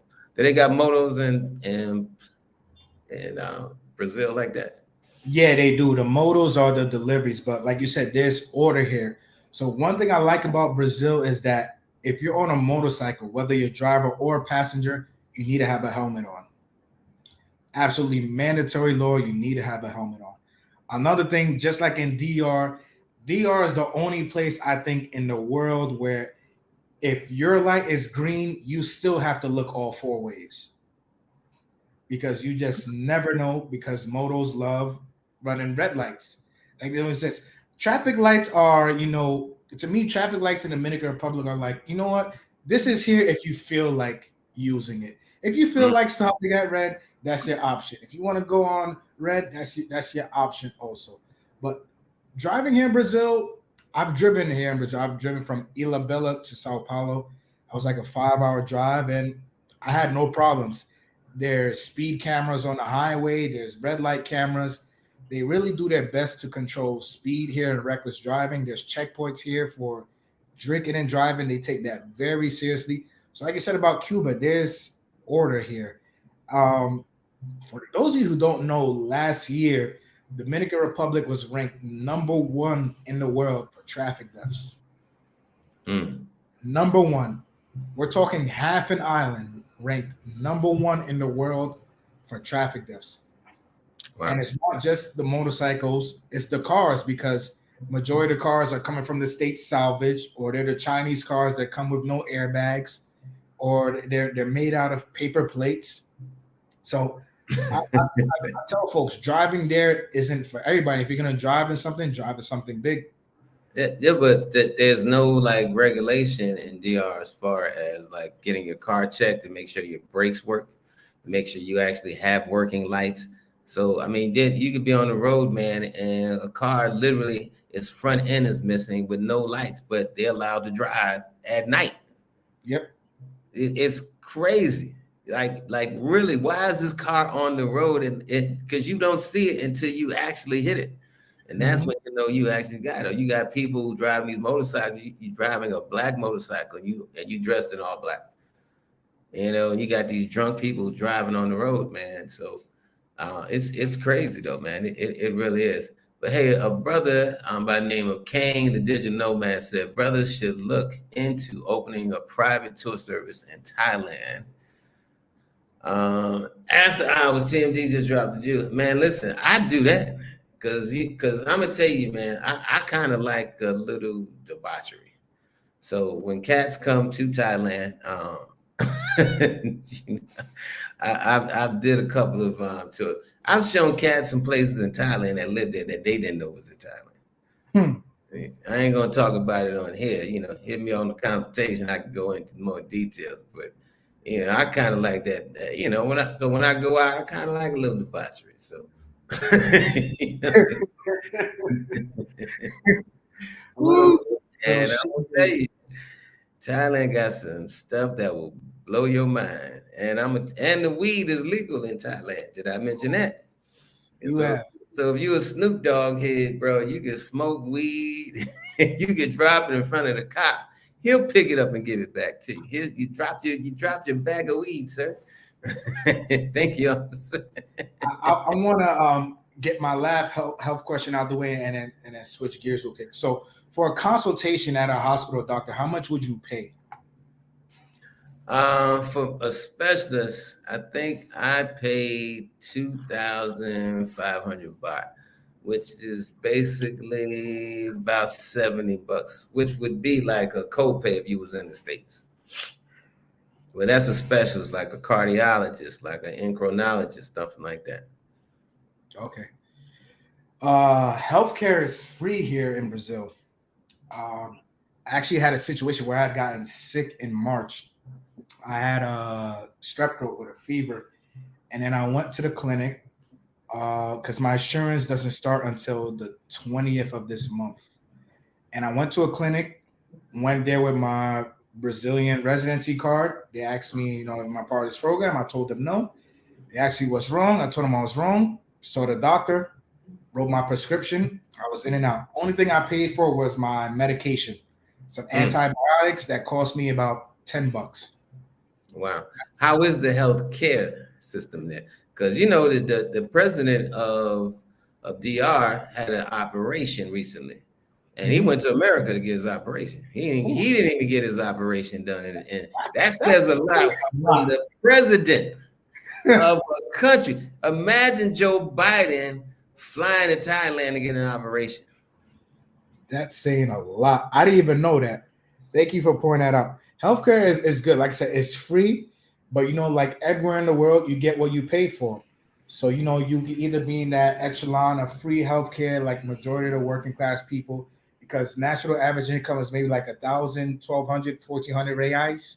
That's maybe between $200 $250. So no one can afford paying, $100 and something dollars on healthcare monthly. That's what I'll be paying. But the difference between paying and free, you're offered private hospitals, you're offered healthcare on a national scale. So I could be in Guyana or Florianopolis or Rio, and with my insurance, I could be seen at several private hospitals. The difference is between having your own room and having a shared room. So like I said, you can live here. I know a few people who live here and they don't pay for insurance and they just go through the free healthcare program. But me, I'd rather have that peace of mind. I'd rather be comfortable. So I'm paying for private insurance. But I tried the free healthcare out and it worked fine. I had no problems. Yeah. I have healthcare insurance here too. So yeah, I understand. I have it, and it's very inexpensive. So it's for those just in case, those what ifs, those Murphy Law moments. So, yeah. Yes, yes. We got a few super chats. Shout out to Cigar Talk. He says, "Selection, buy a big ass SUV with big bumpers." Hey, listen, for some reason that works in the DR. It's like they're scared of big cars because they know if they hit them, they can't afford to fix it or go to the court or the fiscalia. But I've had a hit and run situation. The motor that hit my car, he moved cities. He moved from Santiago to Santo Domingo, and my insurance, I had to pay all that out of pocket, even though I had full coverage. Figure. Shout out to Kings and Dreams for the super chat. He says, "Salute, big up my uncle TMD, my brother Chapapa TV. Get those red pill and passwords going." Listen, Kings and Dreams is a big advent speaker in the red pill community. Make sure you guys go check out his passport, the half pad of Colombia. Great information. Make sure you guys go subscribe to Kings and Dreams. Yeah, in fact, I'll be on Kings and Dreams channel tomorrow. So if you want to check me out at 9:00 on Kings and Dreams, shoot over there, show them some love, give them a subscription. It's free. It don't cost you anything. Perfect. We'll all be there. See your comments. I appreciate all you guys being active tonight. Make sure you guys hit up the Cash Apps. Also, if you're not subscribed to Tailor-Made Dreams, go subscribe to Tailor-Made Dreams. If you're not subscribed here to Chapapa TV, make sure you subscribe here Let's see. Travel Before You Die says, one time, Mr. Sewell, I was driving and saw a chick in a wedding dress getting married to an American. The same chick had been in my condo a week before getting smashed. I nearly got in an accident. It be like that. Quite common. Quite common. I'm gonna tell you something that's happening in DR now too that I have not seen. Because there's a lot of married couples down here, and the wives are leaving their husbands. Not joking. Not joking. When you say leaving the husband, I mean, leaving them husbands like, hey, listen, I thank you for the last 14 years. I done saw a new light, literally.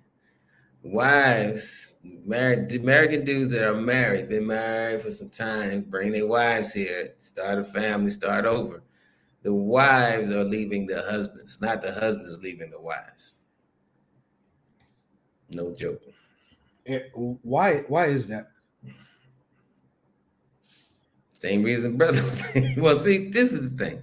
Men, we can go out and have an affair and like, hey, didn't mean nothing. But women, maybe the husband ain't been smashing her for a minute.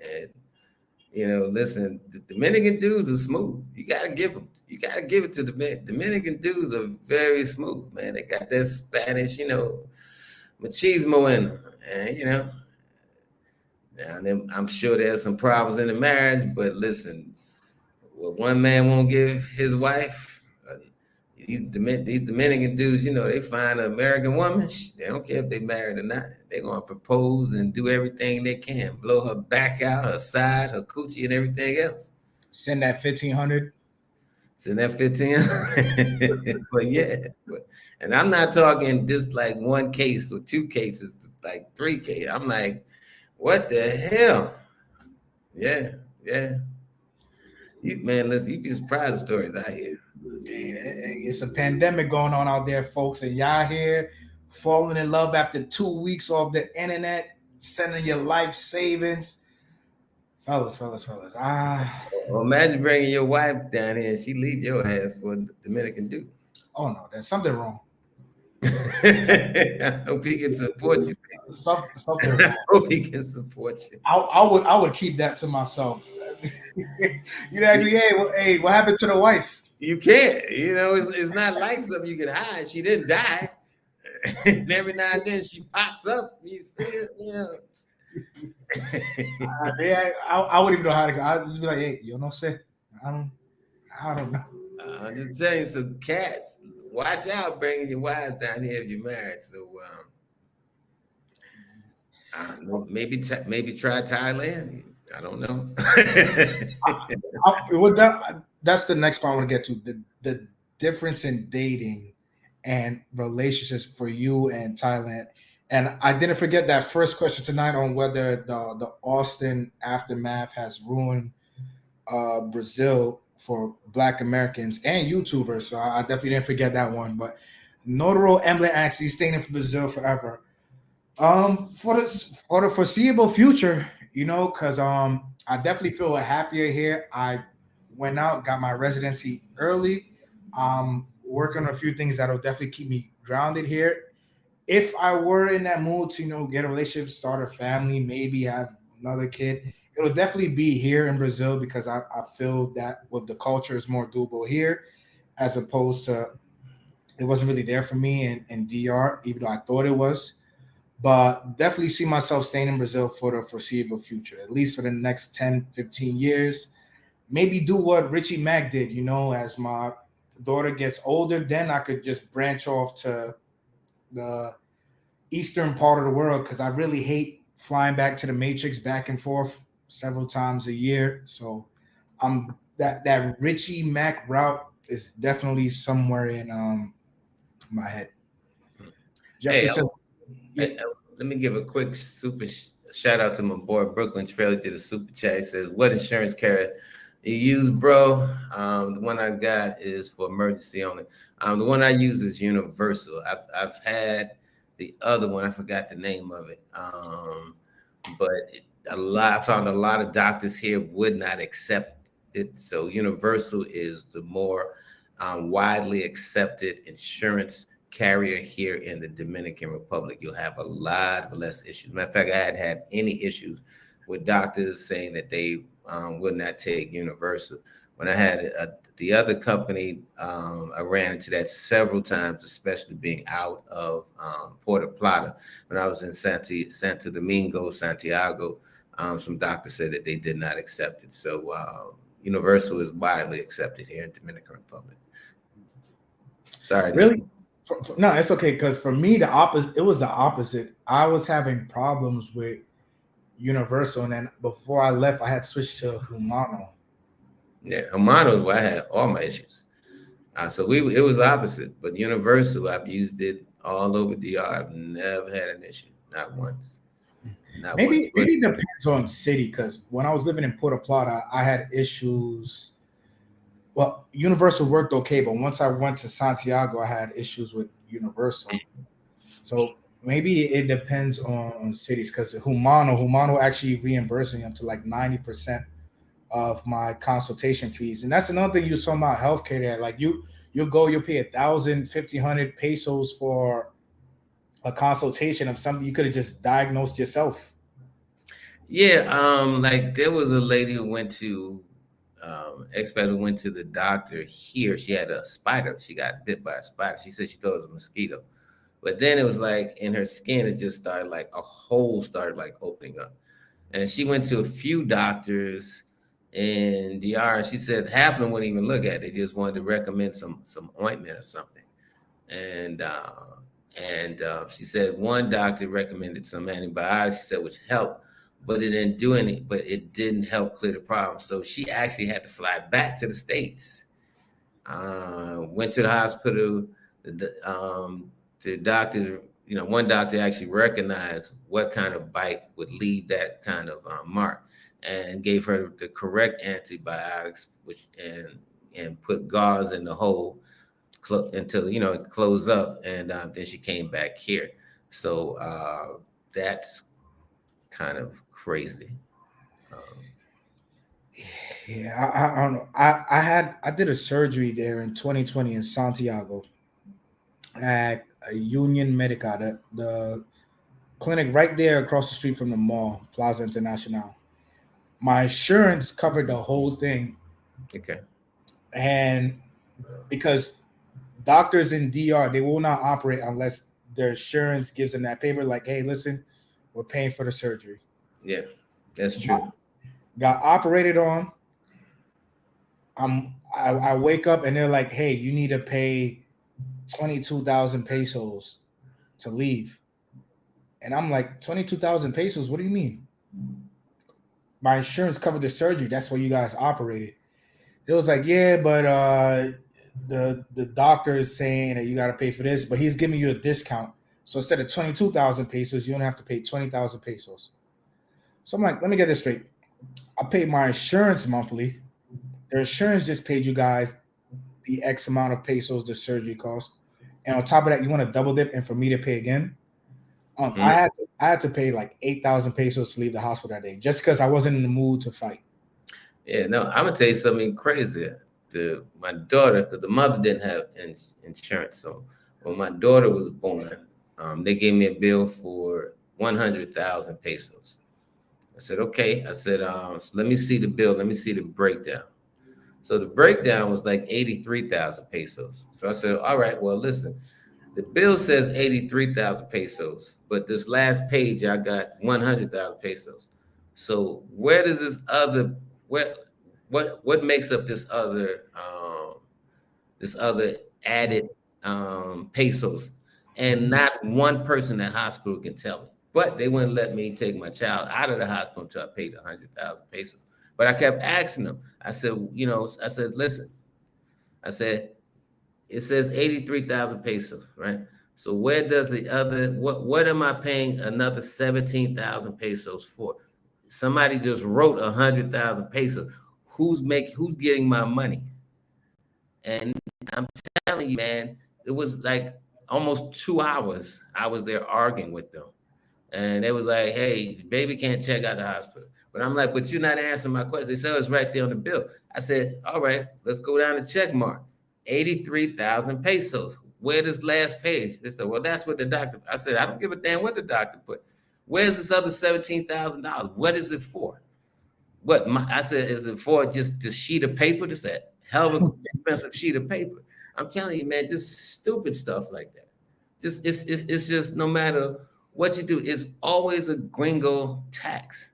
Mm-hmm. Always a gringo tax. Like I said, when I got robbed, the fucking prosecutor wanted to charge me $3,000 to prosecute somebody. Like you did the stealing. Yeah, like I broke in his house and inconvenienced his ass. I'm telling you, man, it's till this day they're still calling me because I owed them like 11,000 pesos, and I was like, yeah, it's in the mail. Yeah, I getting that in the mail.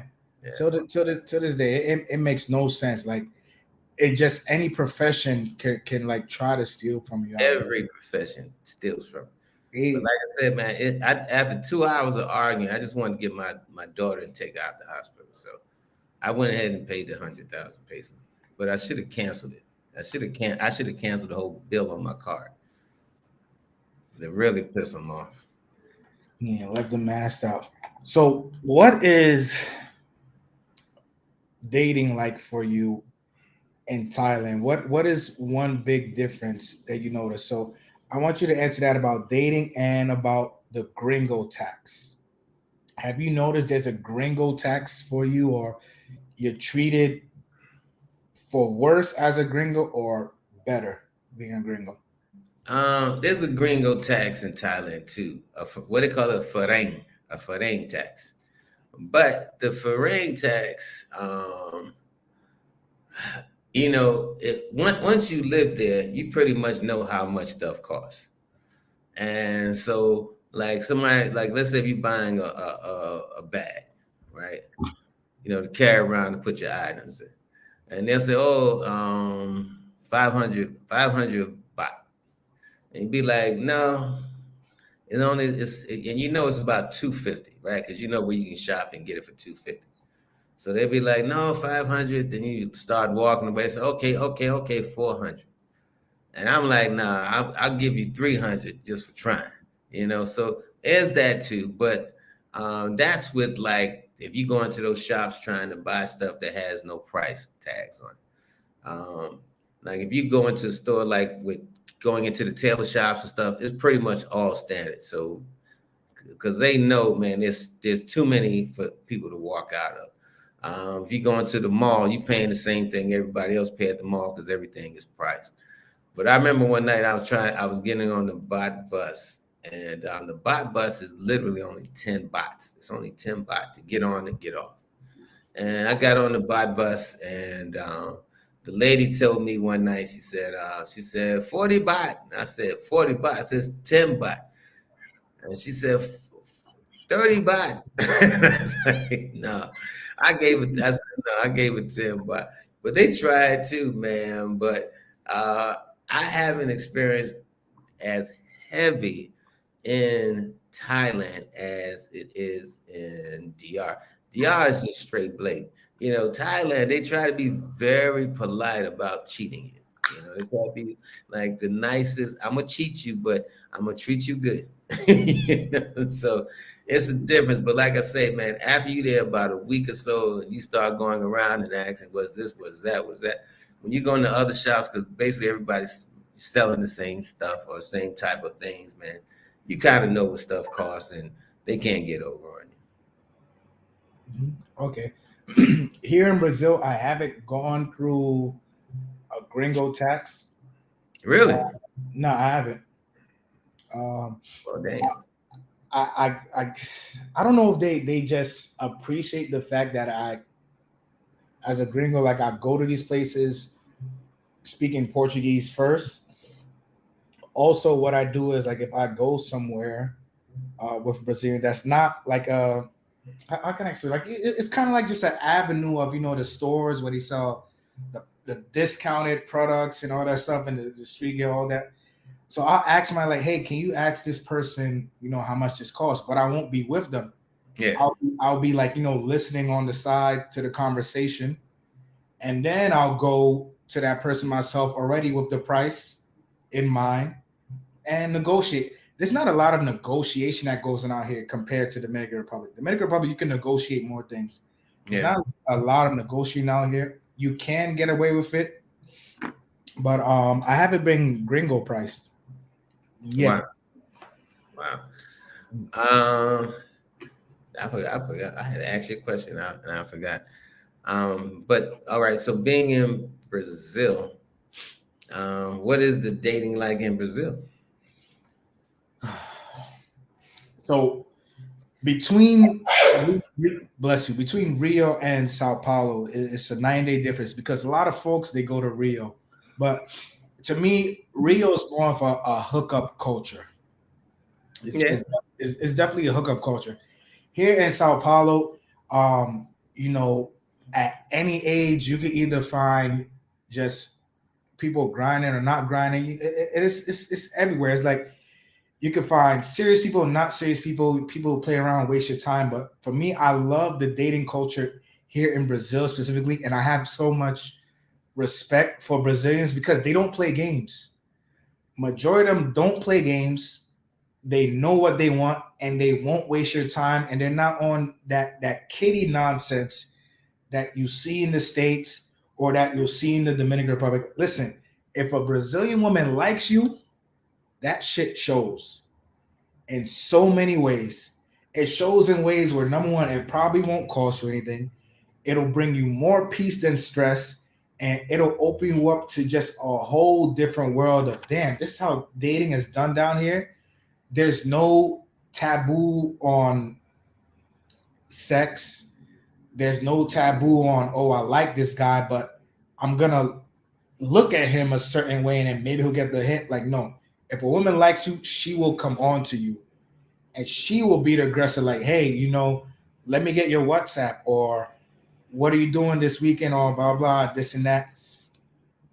Majority of women out here, they know what they want, and I really appreciate that. Very little game playing if the woman is into you. Dating is definitely nice. Like I said, and there's no like stigma. Like to them, there's nothing wrong with like, hey, imagine if you go on a date, Russell, and then 10, 15, 30 minutes into the date, everything is going great. You're vibing.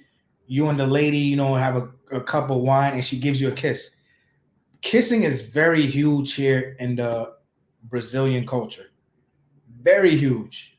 It's almost like shaking hands. And that's just who they are. If you guys come down here, you'll notice a lot of people are born around the month of October, November, December. Why? They call those the Flores de Carnival, the Carnival babies, because Carnival is in February. And there's a lot of love going on around Carnival. So it's a lot of birthdays that time of the year. But dating is great. Like I've met some amazing women, Russell, who I don't know from a hole in the wall, but like have gone above and beyond for me. Like I told you guys the story of the one woman who went out, got a birthday gift for my daughter. Um, One who did something for me for my birthday, and just they're just so open. And like, I just had a friend the other day who was like, hey, I know to have no family down here for Easter, and I know we just met. It's not that type of invite, but if you want, you could come over and spend a day with me and my family. I told my family about you, this and that. So like, if you're that right type of person, the country is very receptive to you. All right. Wow. Wow. All right. I love it. Well, Thailand is the dating scene is definitely different. But it's very fast. At least I found it to be kind of fast. In the sense that if a lady likes, I mean, just like Brazilians love to kiss, Thai people love to hold hands. So no matter where you go, it's like they're holding your hand. They're holding your hand. Matter of fact, my girl Ann, man, I don't know if I seem older or what, but man, I mean, every time it seems like we approach some steps, she want to grab me like I'm this old cat that's getting ready to fall and bust his ass or something. I'm like, baby, listen, I can walk downstairs, but she said, oh, no, we're good, we're good. But every freaking time, but they love to hold hands. They are, I would say, um, they're definitely more affectionate behind closed doors.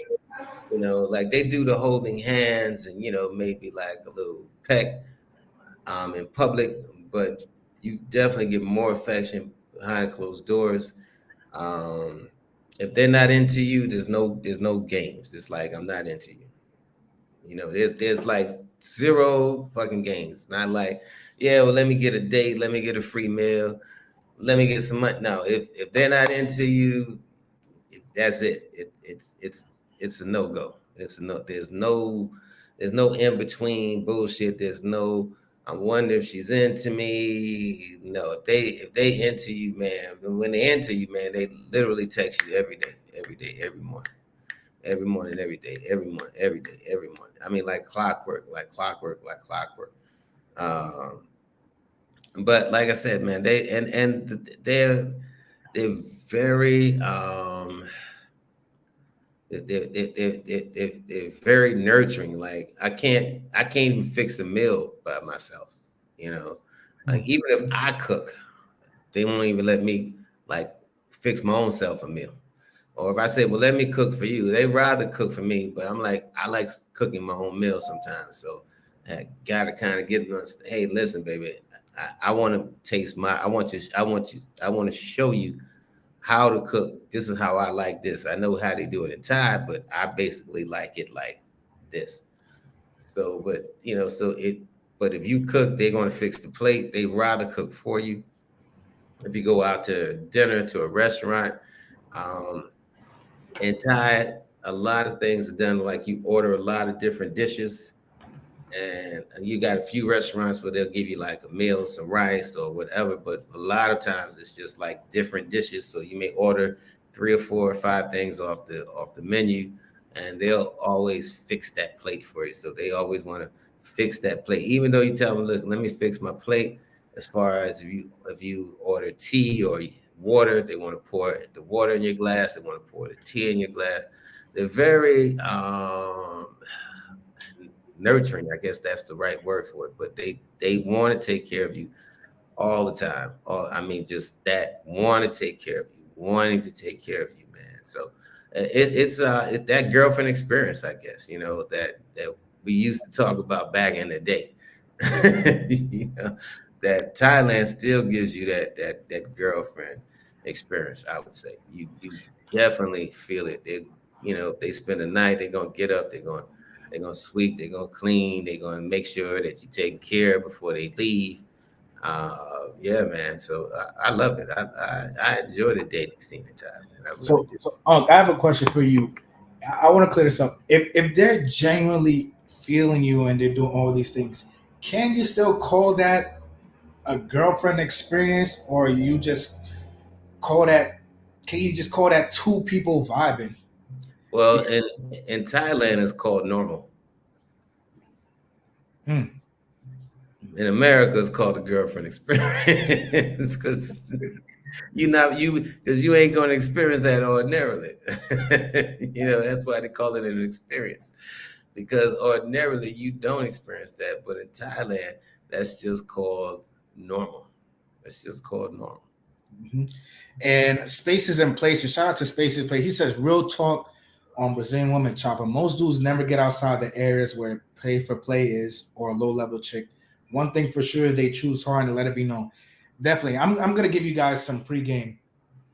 If you're coming out to Brazil, there are dates, nights where if someone is really feeling you, you're not spending no more than $20,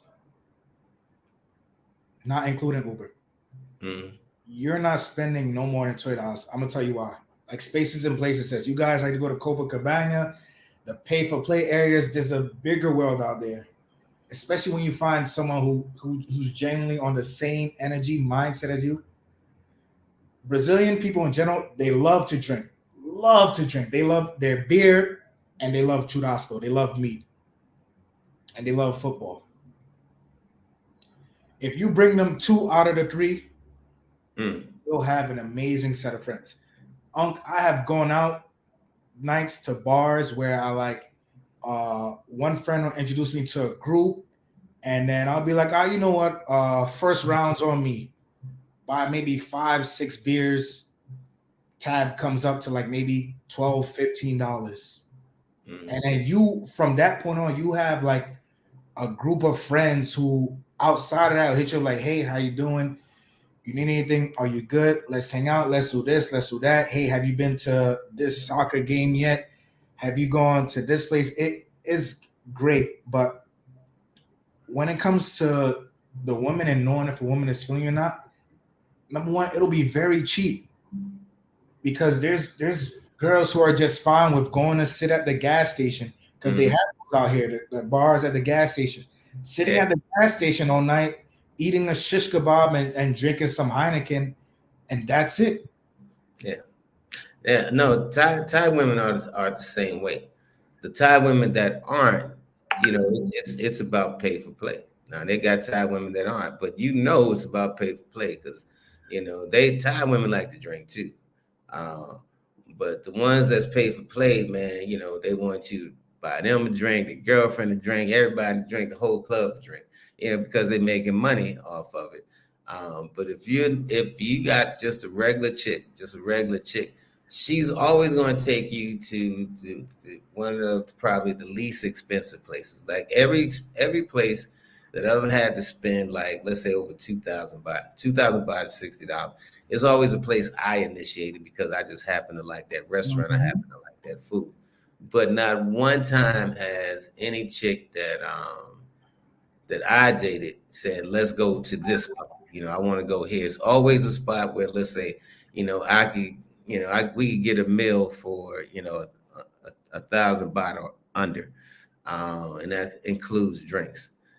Every time I went somewhere, but like I said, I had to spend a little bit of money. It's always some place that I just like to go because I can afford it. So and I've had two of them tell me, we don't have to spend that money. I could cook, and I'd be like, well, no, I don't want to cook. I want to go out. I'd be like, well, I could cook. In fact, one girl I dated, she gets mad at me because she said she needs to cook at least 3 days a week, and she says you keep asking me to go out. So, yeah. So, but like I said, the only time you're gonna really run into that is like when you with that chick who paid for play, but you already know. So I mean, if you want to avoid that, just get a chick who ain't paid for play. Mhm. It's just simple math. But hey, there's two super chats. There's one from Felix and there's one from Michael Christopher. Can you pull those two up? Yes, sir. Shout out to Felix for the super chat. He says, "Yo, good topic, my brothers. Taylor, I'll see you in a few weeks for my bachelor baby party. All right, I'm looking forward to it. It's gonna be a few. Where that's gonna be at Thailand or DR? No, that's gonna be DR. That's gonna be DR. My man's expecting a baby boy. Mm. Congratulations. All right. Congratulations.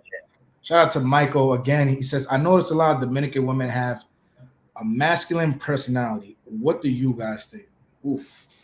That's kind of a two-part because most Dominican women I know are feminine. So when you into that those ladies that's pay for play, and when it comes to their money, they get masculine. Period. They will get masculine on you in a minute when it comes to their money, or like I said, even like when I was sitting down in a restaurant, the chick, she was totally feminine until she asked me the most stupidest thing she could have said, and talking about what I'm gonna pay her to sit down there while I'm buying you some beers and stuff. Um, but I think the Dominican women are very feminine, very feminine. But when it comes to that money, man, they listen. They ready to go blows, brother. They ready to go blows. They ready. If you got a crib, they in the crib, man. They will take a hammer, start smashing TVs. I mean, just local crazy, crazy, crazy shit. So yeah, so that's my answer. What is yours? Mike, first thing I realized super late, I admit, as my time was winding down out there in DR is that you can't be too nice. You know, you can't treat them like you're in the Matrix or the complete Matrix chicks. But at the same time, you can't 100% be the nice person you want to be because that's like shark smelling blood in the water. They'll take advantage of that. Will that give them a complete masculine personality? No, but it will give them the courage, the goals to challenge you, to try to match your energy, especially when it comes to finances, especially when it comes to them realizing you're not machismo, you're not macho, like what they're accustomed to, like what they've grown up with, like what they've been bred to marry or deal with before the American man will go live there full time. Hmm. So you just got to be careful, Mike. Yeah.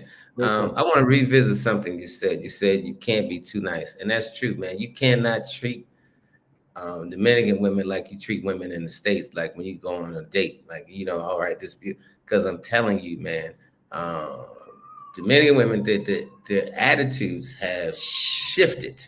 I mean, it has shifted all the way to the right. It really have, man. So now I'm much more direct when I'm dealing with Dominican women. There ain't a whole lot of, I mean, if I'm having a good time, we smile and stuff. But if I got talking about something, I let them know in my voice. I let them know in my tone. I let them know in my demeanor. Look, I'm serious. Because I'm telling you, man, Mr. Nice Guy will get chewed up and spit out here in Dominican Republic. So you can't, I'm telling you, you cannot be that nice guy in Dominican Republic. Do not come down here because I'm telling you, you're going to be chunked. And because it's crazy because you try to be that Mr. Nice Guy and you expect them, to treat you the same reciprocal, whether you're agreeing or something or disagreeing.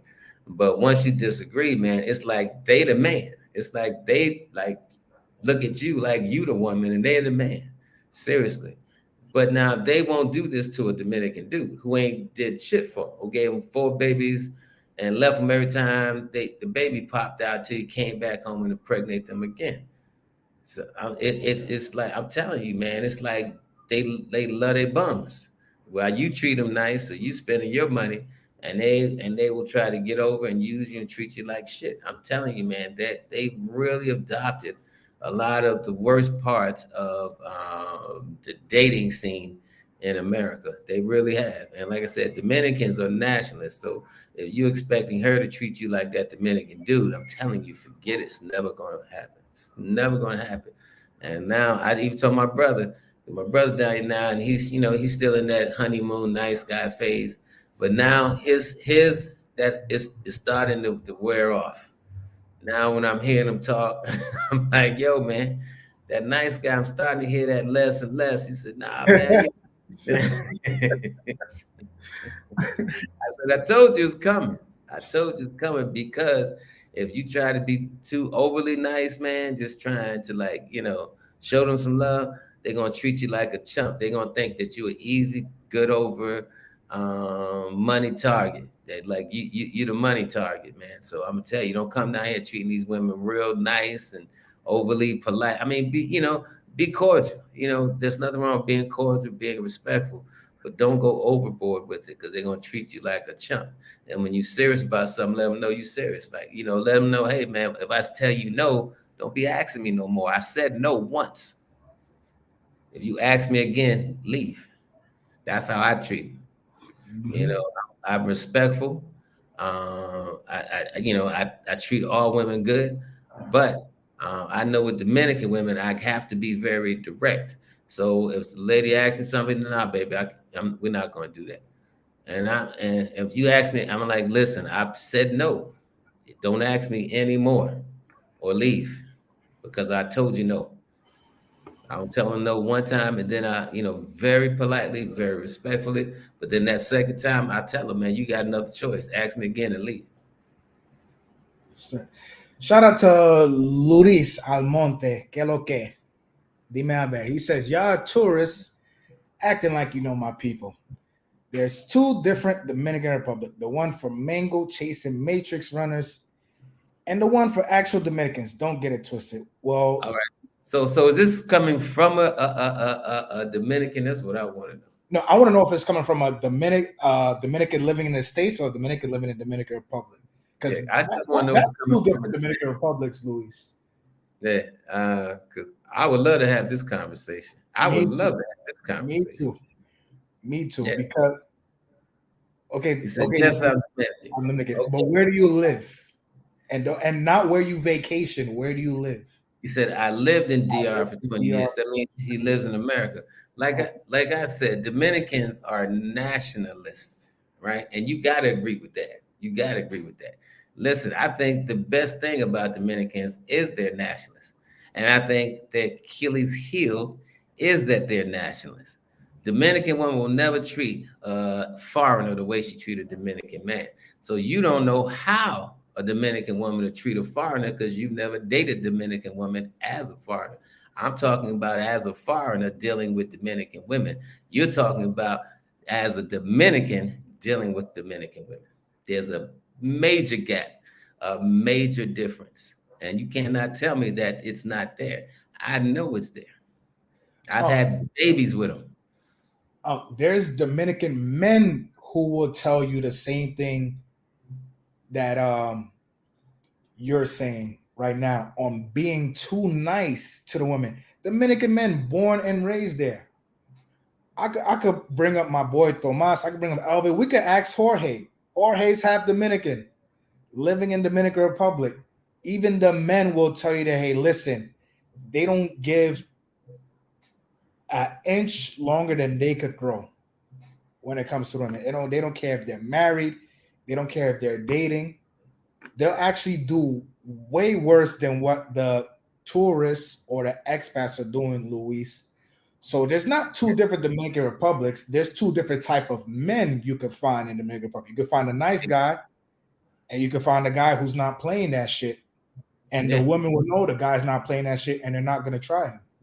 Yeah, man, let me tell you something. Like with my daughter's mother, I was with her for 2 years, right? Paid for everything for 2 years. Sent her to school so she could get a trade and have something to fall back on us just in case God forbid something happened to me or we broke up, right? And I'm gonna tell you, all it took was a crazy cousin getting deported from the U.S. to come back and totally shift her mind. You ain't got to take that from him. Blah, blah, blah, blah, blah, blah, blah, blah. Totally shifted. But let me tell you how stupid she is. I'm giving this woman, take care of her and my baby, 35,000 pesos a month, right? 35,000 pesos. It's a lot of fucking money in Dominican Republic. But I wanted her to be in a nice place, wanted my daughter to be in a nice place. And I'm like, and I told her, listen, as long as I got access to my child, we good. We're good. But then she started doing this whole Dominican masculinity and crazy shit that I wanted to disappear with my daughter. So I'm like, listen, we gotta take this to the court. We gotta take this to the court because I'm not gonna have you disappear with my child. We went to the magistrate. She tried to tell the magistrate he ain't shit, blah blah blah. Blah, blah, blah. Her mother, her mother said, listen, I am not on her side. I'm not on his side. She's on her granddaughter's side. She told her own daughter, tell the truth. Tell the truth. He does everything for his daughter. Tell the truth. Once the magistrate saw that she was lying, she know what they ordered me to pay her now? 4,000 pesos. She could have been getting 35,000 pesos. All she had to do was act right, meaning give me access to my daughter. If you want to date somebody, date somebody. I don't give a shit. It ain't got nothing to do with me. But 35 to 4. But now, if I was a Dominican dude, she'd have never disappeared with my child. Never came off me with this masculine attitude that I hadn't seen in 2 years. I didn't just meet my daughter's mother. She wasn't no hoe on the street or no pay for play chica. She was, just a regular, ordinary chick. But like I said, once she got with a Dominican that stayed in New York for a minute and came back and started putting that in her ear, screwed up. So I know what I'm talking about, brother. And there ain't no two different types of Dominican women. There are different types of dudes that date Dominican women. Mhm. Shout out to Aquaman TV for the super chat. He says, "What is a good beach to relax in DR for my first trip? What do you think, Al?" I'll say again. He says, "Where is a good beach to relax in DR for my first trip?" Oh, Samana, are you kidding me? Well, you took me for your birthday. Playa Rincon, Samana is definitely a good one. Definitely a good one. I recommend you try to find an airline that goes out there, fly straight to Samana Airport. If you can't, fly to Puerto Plata, rent a car. It's maybe about a 3 hour drive from Puerto Plata. Same from Santiago, depending how you drive, depending on you on what car it is. But Samana, some of the best beaches in the world. Took Uck out there for the first time for my birthday, my last birthday. Actually, I celebrated in the DR. That video is up on the channel. Make sure you guys check that out. But that beach is, whew, that view, the food, definitely the best beach to relax at in DR. Let's see. All right, so hold on. Let me just so put Lewis back up. He said, I agree that we are nationalists. Okay, so we agree on something, he says. But I'm also a veteran. So am I. I'm also a veteran, traveled the world, so have I, so have Chapapa. And I've learned that when you are a tourist, you are marked for locals. That's not just a DR. Listen, we are not locals. I mean, we are not tourists. We live in DR. While you still live in the matrix, I still maintain residence here. Chapapa just left DR, what, last year? Yeah. Yeah. So we were living here while you were living in the US. I was living here. I'm not a tourist. I don't consider myself a tourist. How the hell am I a tourist? I've been living here, for several years. Children here, property here. I'm not a tourist, dude. That's what I'm trying to tell you. That's what I'm trying to say to you. I'm not a tourist. He's not a tourist. We didn't pop in for the weekend warrior stuff. We live here day to day, 24 hours, 7 days a week. I know, nephew knows what we're talking about. And that's all I got to say on that. Luis, I'm gonna give you a little story of my homeboy, one of my closest Dominican friends that I've made my time living in the DR. I have gone to his house, had dinner with his family. You guys know of him. He's helped me get internet, my first car, all this stuff. He has been caught by his wife through his phone. And do you know what his response was to her? It wasn't, "Oh, I'm sorry." It wasn't, "Oh, it's not what you think," or blah, blah, or this or that. His first response was, "What the hell are you doing going through my phone?" Come on, Luis. Come on, Luis. Even Rico said it here. Even the women there will tell you not to take them serious. I gotta fix myself another drink. Come on, Luis. Even the woman there, I've had it. I've had my homegirl tell me, "Listen, if you're gonna live here, I'm gonna tell you as a woman, don't take the woman here serious." Come on, Luis. Ya tú sabes. No es tan fácil. Chilling, man, chilling. But yeah, man, this ain't strictly DR topic. We're just doing comparison tonight. I wanted to get Unk's input on the difference between his time in DR and Thailand, the likes and the dislikes. And it's been positive. Like I said, I still got love for DR. I'm going back there this year, do some workout there this year. I'm actually gonna spend my birthday there this year because I'd rather spend my birthday there than spend it in the Matrix. So I'm gonna do some work with Medvets down in Santo Domingo for the Veterans Day Met Gala. All my veterans, make sure you guys tap in with that.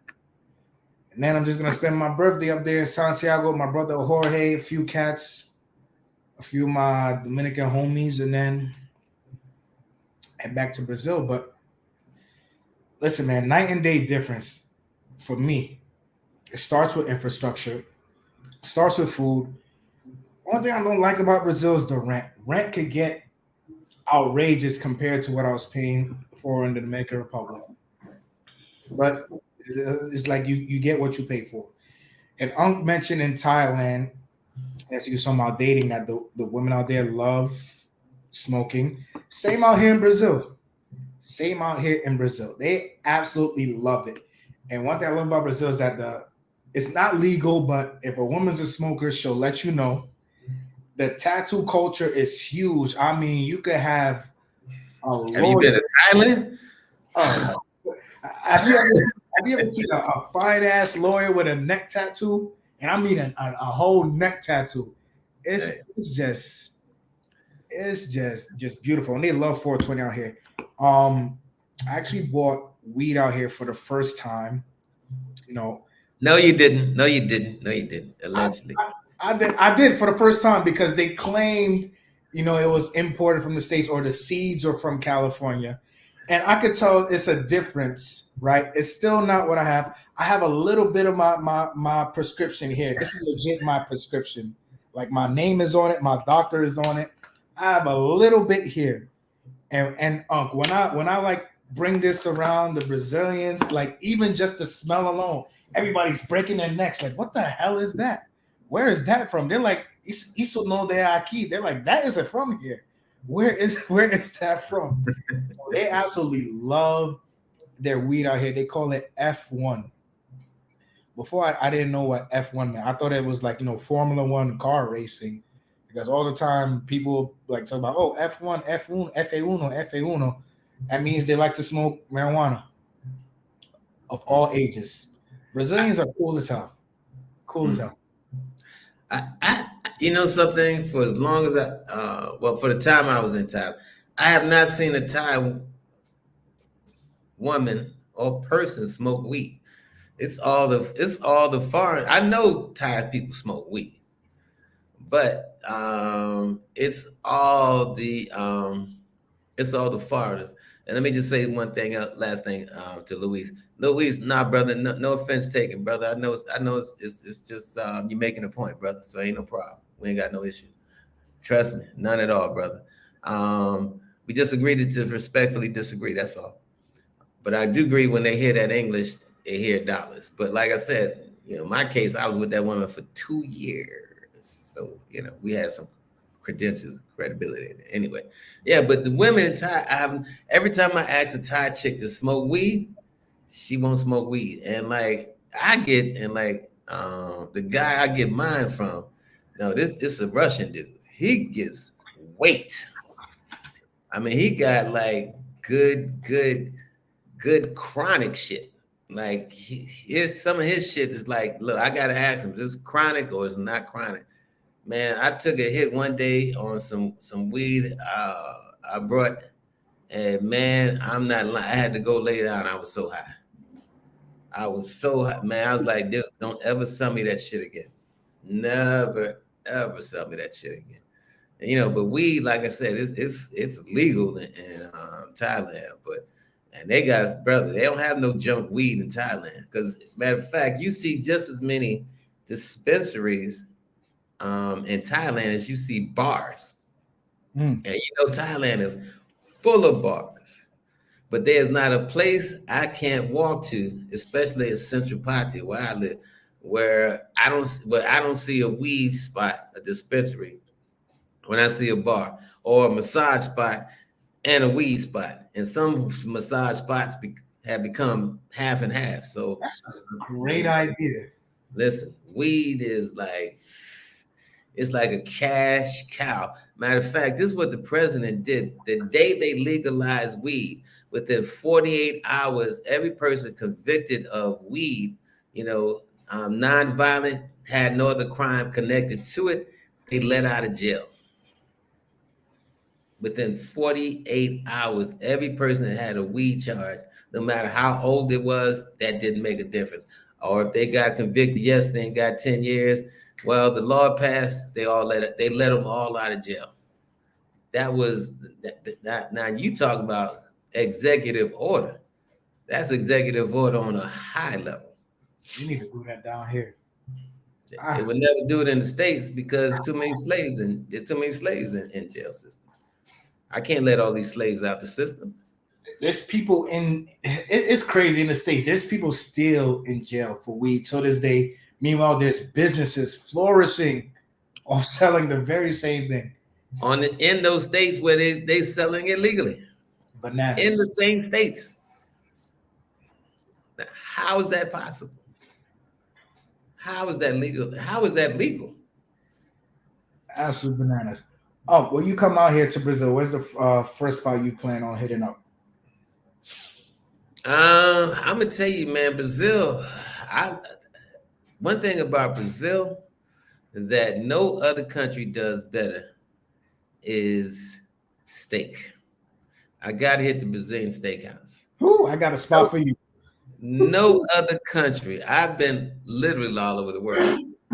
No other country cooks steak. I'm talking about even the mom and pop corner spot cook steak right. I don't know if it's the steak. I don't know if it's the way they cook, but Brazilians know how to cook steak perfectly, perfectly. So I gotta do that. Uh, I definitely gotta, go to a nice little bar, something, try to meet a little honey, because Brazilian women, man, that's some of the finest women on earth. Now, DR got some of the finest women on earth too. Don't get me wrong. Don't get it twisted. DR women are some of the sexiest women. But Brazil, and this is the thing about Brazil. Like in DR, women wear a lot of weave. I think women wear just as much weave in DR as they do in the States. But Brazil, like that's their natural hair. Matter of fact, when I was in Brazil, a guy and a chick told me, do not date someone that wears tracks.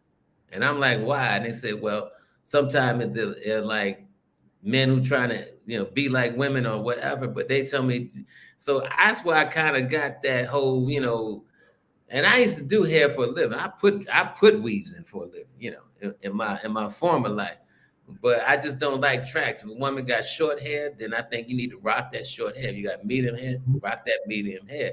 But I just don't dig women with their tracks. And a lot of Dominicans now, man, like I said, they got this.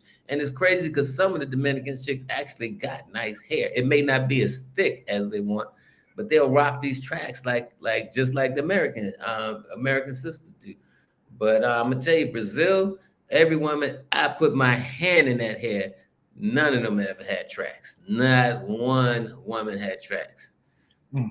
One I did touch that had tracks, I was sitting at a bar. I was like, oh, nope.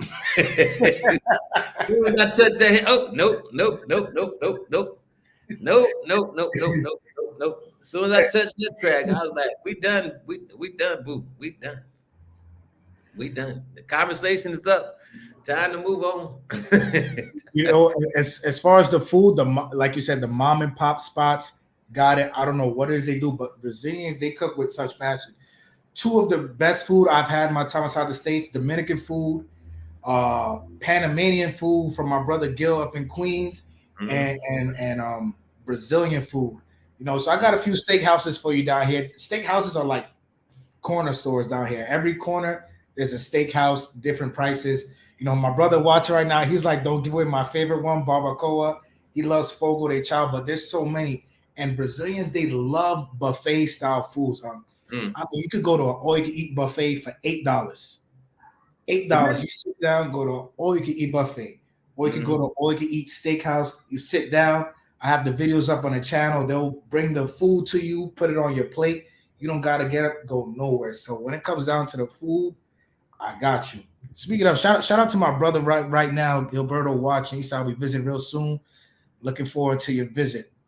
As far as the tracks, the weave, all my time in Brazil, I've only met 2 women with weave. 2 women. I've been here since July. Only met 2 women with weave. And in my opinion, like you said, they didn't really need it. Yeah. I don't know why they had it. They didn't really need it. Yeah, I can't. I mean, that's my personal. And like I said, I used to put weaves in women hair, but I don't date women with weaves, man. And because there was a Dominican chick, man, I really dug her. She was, she was cute as hell. But once I hit that track, man, it was like conversation was done. It was like it was over, man. And I got that from goddamn Brazilian chicks. I got that from Brazilian chicks. Like I said, I got it from Brazilian chick, And then I remember having a drink with a dude at a bar in Brazil and telling me the same thing. But what I like about Brazilian women, man, even the women that are into the pay and play, when I went to Brazil last time, I went into this one spot. It's like you go up to, like you walk inside, it looks like a hotel. You walk inside and you pay the money, you take off all your clothes. They give you a key to a locker, it has a robe, you take it out the plastic. You know, you just strip down to your dress. You're gonna have to save that for the Patreon. You're gonna have to save that for your Patreon. But this is a Copacabana. This is a Copacabana. Hey, I'm not. Hey, All right. I don't want consultations of bring me to where TaylorMade said, bring me to that. I don't want. We're gonna have to save that for your Patreon. Put that on your Patreon. That's genuine people pay you for that information. But let me say this. I met this one chick was in a bar, and I know, and I was like, I just there because I love the vibe, man. But you know what the ladies were sitting around doing. But I just love the vibe. And she was like, she came over to me, man, and I'm talking about, man, you talking about drop dead fucking gorgeous. And I said, baby, listen, I know you're here trying to make some money, but I'm just here for the music and the atmosphere. And she said, no. She said, I like you. She said, it's no problem. It's no problem. Never asked me to buy her a drink. She just sat there talking to me. I let at least 30 minutes go by, right? She spoke English. And then I offered to buy her a drink because I was waiting for her to say, hey, buy me a drink. Never once said it. Never once said it. So I bought her a drink. We sat there for about 2.5 hours, man, until I got ready to pull up.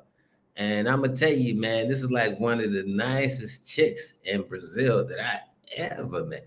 And fine, classy, sexy.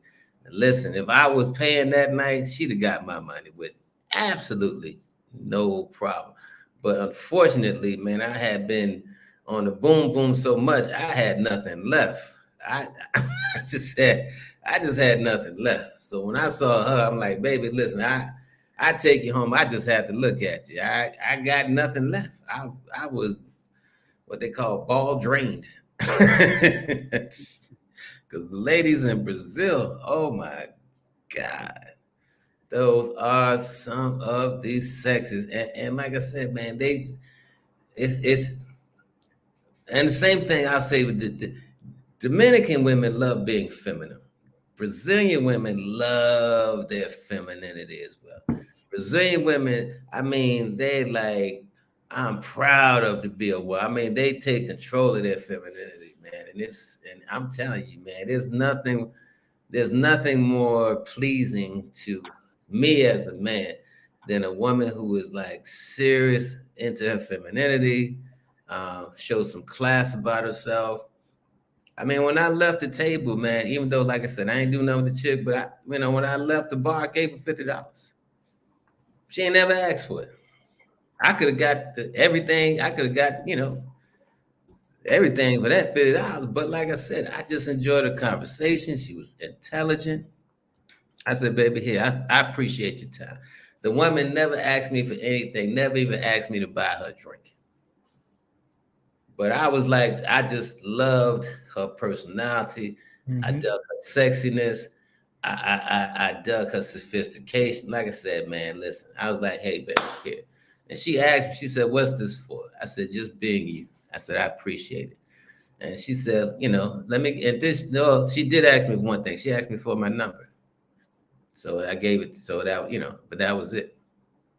I'm telling you, man, when women are like that, they don't need to ask for anything. Mm-hmm. They don't need to ask for anything. Wait till you come out here and you find yourself the right vibe. You're gonna love it. And it could be something that's so simple as you won't even think like you'll talk to this person, but maybe they'll hear something you said, or they'll compliment you or something. And after that, you could spend the next hour, 2 hours sitting with them, drinking with them, having a conversation. Like the people out here, the men and women, you come across some like very, very nice people. And yeah. What I've learned is they love the gym. They love working out. They love the gym. But I think they honestly just love the fit lifestyle just so they can eat and drink. Because just so they can eat and drink. Because when I tell you Brazilians love to eat and drink, like it's nobody's business. It, Mm-hmm. it makes no sense. Like you could see one person drinking a whole bottle of whiskey the night before, next morning they're in the gym. Yeah, but I'm gonna tell you, man. Now Colombian women are like that too. But I'm gonna say this. I'm gonna say this, and I'm telling you, some of these Dominican chicks are letting themselves go. I'm talking about these young girls. That I'm Mm. telling you that American influence. Because I've known, because now that like I said, I lived in DR for several years. And so, like, let's say some of the chicks I met like years ago when they was like 19, 20. Now they like 26, 27, whatever. I mean, it's like let themselves go, or you look at them on a picture, and you be like, all right, I want to meet them, and now you meet them, and it's like you And 30, persona is like, and I'm like, yo, what is it? telling you, DR, the women aren't as they not into that whole fitness thing like Brazilians and Colombians. And even And Thai women, man, they like this. But some got some shapes on them. But Thai women, they kind of gym rats too. The ones who want to put some shape on them, they put their shape on them through the gym. and you said that's Americans making Dominican women lazy. I think I said the influence because I mean, I don't see Dominican, and like I said, I had a house on the Malecon for years. And I see, people out there, on the Malecon every day walking up and down. But not the amount like when you in Copacabana or when you in Parque Lady, in Colombia, man, listen, you see, it's like a whole slew of them. I mean, they running like packs and stuff. So no, I don't see where. And then even on the beaches, you see where they got places to work out. So nah, you don't see that in DR. You don't see that in DR. I've seen it in Rio. I've definitely seen it in. I'm definitely seeing it in Colombia, and I definitely see it all the time in Thailand. No matter what beach you go to, there's like a gym on the beach. But you don't see that in DR. You don't see that in DR. The women aren't as into exercising as much as the other two women that I spoke of. And like I said, they starting to get heavy. I'm talking about the young chicks, like in their 20s, are getting heavy. Where you used to never see that 4 years ago. You would never see like chicks in their 20s heavy. And now, like in their teens, they getting heavy. They 19, 20, 21, they getting heavy. It's like, damn, what the hell? Because dudes are sending them that McDonald's money. Well, now, they got McDonald's, Burger King, and they listen. Burger King, and McDonald's ain't never empty. Never, never empty, never empty.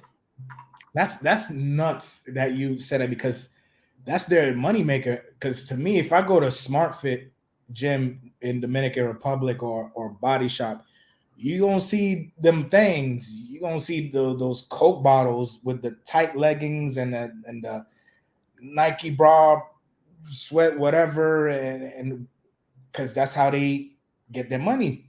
They Yeah, post a WhatsApp, Instagram picture up, get a few DMs, some bozo send them 200, 300, nice picture, and then that's their money maker. But now they hear that they're falling off. That's yeah. No, getting they starting to fall. I mean, like I said, they still gorgeous, they still sexy, but you starting to see that slow kind of fall off that fit. They say fit, feminine, and friendly. Mhm. That fit is, it's starting to get chiseled out a little bit. Oh boy. They gotta fix that. Fellas, y'all making them too complacent. Y'all going down there, taking them to circus, taking them to La Catalina 5 days a week, and taking them to McDonald's. Come on, fellas, y'all getting them too complacent. Just keep Another them thing, wearing McDonald's. you need to check when you come down here is the Japanese city in Sao Paulo, Liberdade. Oh, really? Yeah, it's the biggest Japanese settlement in South America. Well, I've seen that on a documentary on YouTube. I've seen that on Hmm. a documentary on YouTube. Yeah. Hmm. Yeah. So I would be highly interested, but in checking that out. But when you come to Thailand, I got a few tricks for you too. Definitely in Soho, Chinatown. Uh, so, so I got a few tricks for you too. I Perfect. really I'm looking forward to. Listen, once you get down here, I'm pulling out all the stops. So you make sure you sleep well on that plane, first class, because we're gonna be hitting it. And I wanted to get your schedule for this year. So I know you said that this fall you're gonna be in DR. What's your time exactly? um, let's talk offline about that. Okay, Yeah. got you. Perfect, perfect.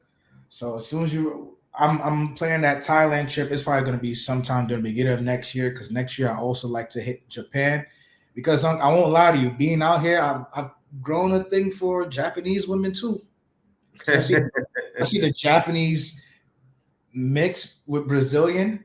It's Oh, like man, I know that combination is crazy. ah, I know that combination is crazy. it's like they don't even look Japanese, but just their body is Brazilian, but they're just like, oh yeah, my dad's Oh my, Japanese or my oh mom my is. God. Oh my God. Man, I know that's crazy mix. I know that's a crazy mix. It's phenomenal. Ryan T says being tatted up like a sailor is anything but feminine. Shit, I love it. I love my tattooed women, especially out here. I love it, especially when they're in their business suits and their slacks and their heels, and you can see their full sleeves, or you can see the tattoo up here, and they're in their professional setting working. I love it. Mm. I love it. Love the tattoo culture out here in Brazil. I don't know what you're talking about. It's sexy to me. Love All a right. tattoo. Now for me, I kind of take the other end of that. I don't like seeing a woman all tatted. I mean, honestly, I'd fuck her. I think it's some sexiness going on, but I couldn't take her serious. I couldn't take her serious, but I'd hit it now. I ain't gonna lie to you. But I don't like a whole lot of tattoos. But like I said, I'm from a whole nother era, you know. Mhm. Definitely. Yeah, Liberdagi, Ricky, Liberdagi. I got a video of Liberdagi up on the channel. You guys might want to check that out, especially if you're like into that anime set. If you're into sushi, man, that's Mm. one thing Brazil has. Well, not I'm not gonna say all Brazil, because you won't go to Rio find good sushi. You want good sushi, come to Sao Paulo. You want cheese, go to the cheese capital of Brazil, Minas Gerais. Right? You want the meat and sushi, you gotta come to Sao Paulo. All right. But definitely they do not play that out here.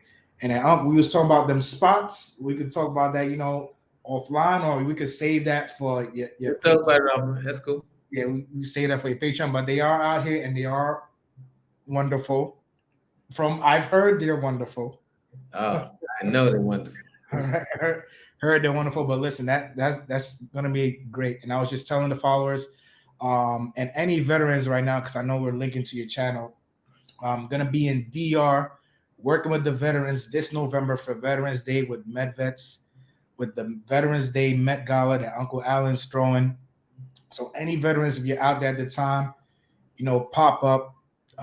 Like I always say on the channel, if you're 30% rated, 40% rated, 50%, and you're just trying to get over that hump and you're unhappy with the paces that's going on in the matrix, move to the DR. Move to the DR for a year. Go get help from these clinics. They will help you out. I've seen guys turn their whole ratings around, their whole lives around, being happy while doing it. Nothing beats being on a beach while waiting for your rating to come back. Mm. And I just learned something recently. Now, this is gonna sound, I know guys gonna be like, but cats who caught herpes while they were in the military, do you know that they're giving a rating of anywhere from 10 to 30%? I'm not joking. I'm not joking. Brothers, that for those of you guys who are still active, that doesn't mean go and catch herpes, but No, it don't mean go catch it. But I'm saying if you caught herpes while you were in the military, they will. It is justifiable to get on to get a higher rating. So if you 90% and you got herpes and you've always regretted because you had it for the last 25 years, well, this may get you to 100, so at least you'll have something to celebrate. That's some game I just dropped on you. It ain't the prettiest game. It ain't a pretty package, but it is what it is.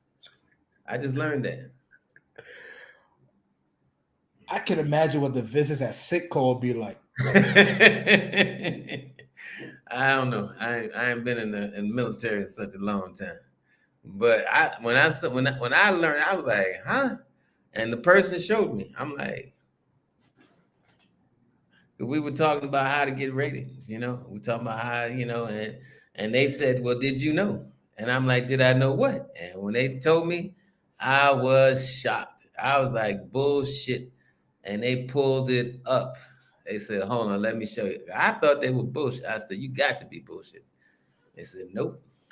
So, hey, fellas, I'm telling you.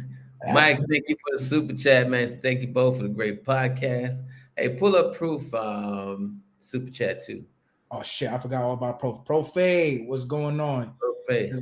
I'm happy to catch this live. It's good to see you, fellas. Good to hear from you, Profade. Make sure you guys check out Profade's channel also. Definitely been on there a few lives. Great man. Great channel. You guys go subscribe to him also. Mm-hmm. And another super chat from Mr. G. He says, yeah, people get awarded for STDs and ED too. ED, I know about. ED, I know. Herpes too. But you get... Why are you in the military? If you caught that, if it's in your service record, go get your money for it. It's so nuts to me because I've been denied for like back problems and like, oh, what's your background? So, from rucking 20 miles with 50 pounds on my back.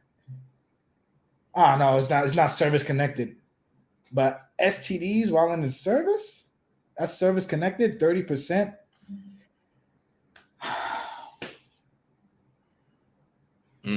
In the words of my old platoon sergeant, a one-night stand is a one-night stand, but herpes lasts forever.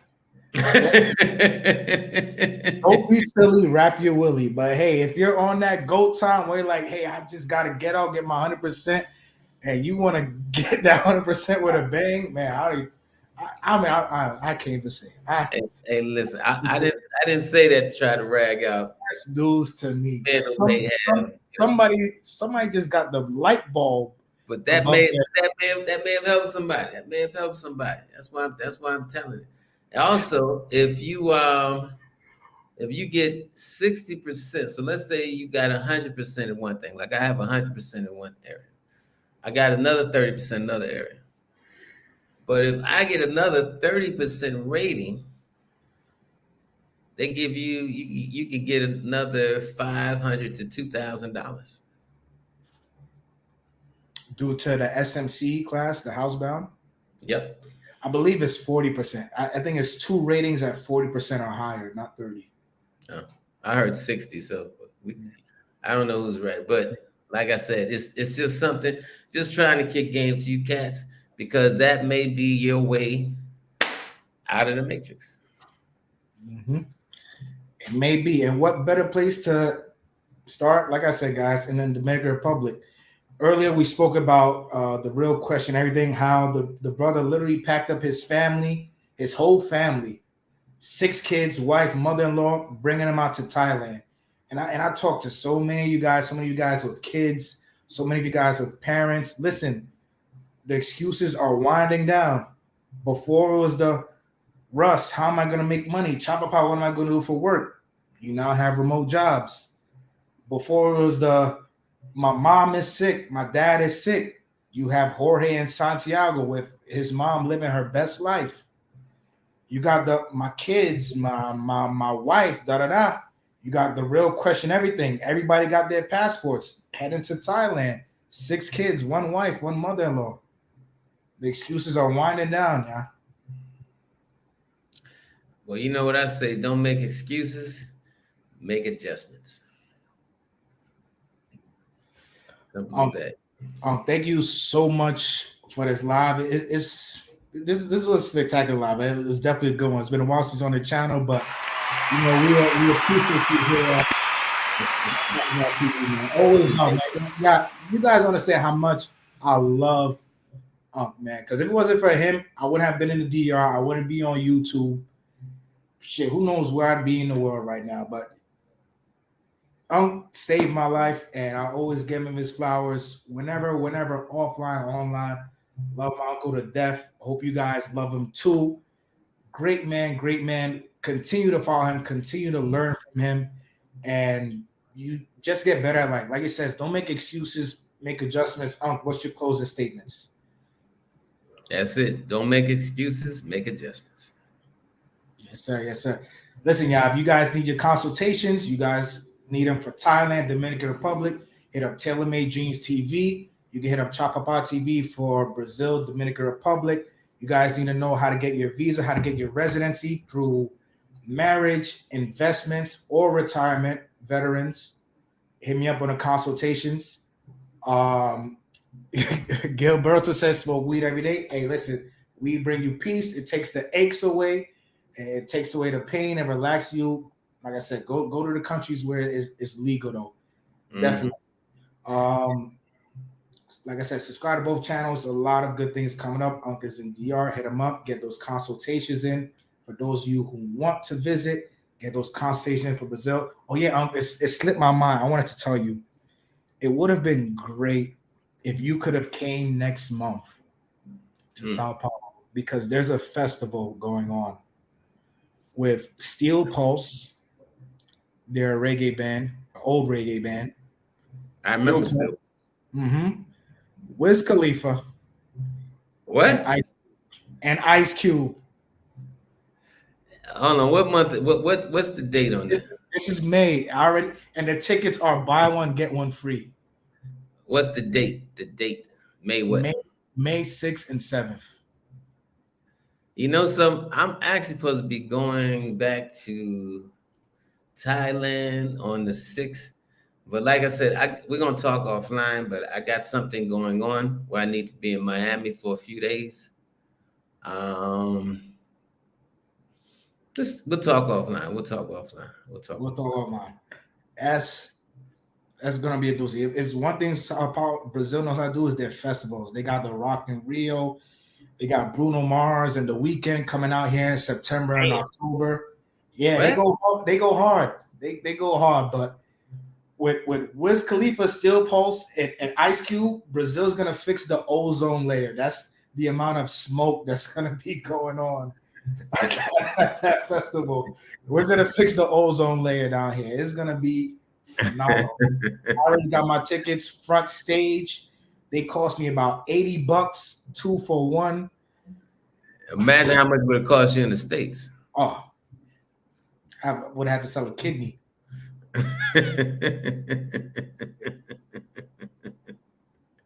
Yes, you would have. Yeah, yes, if you could pull up to that, that'll be great. But listen, y'all, thank you all. What were you gonna say? No. I was just going riding with you. That's all. I was just riding. Listen, y'all, great stream tonight. Thank you all. Make sure you guys like the video on your way in, on your way out. If you missed it, sorry we missed you. You're just gonna have to catch the next one. Tune in tomorrow on Kings and Dreams. Tailor Made Dreams TV is gonna be live with Kings and Dreams. Gonna be a good one. Until then, catch you on the next episode.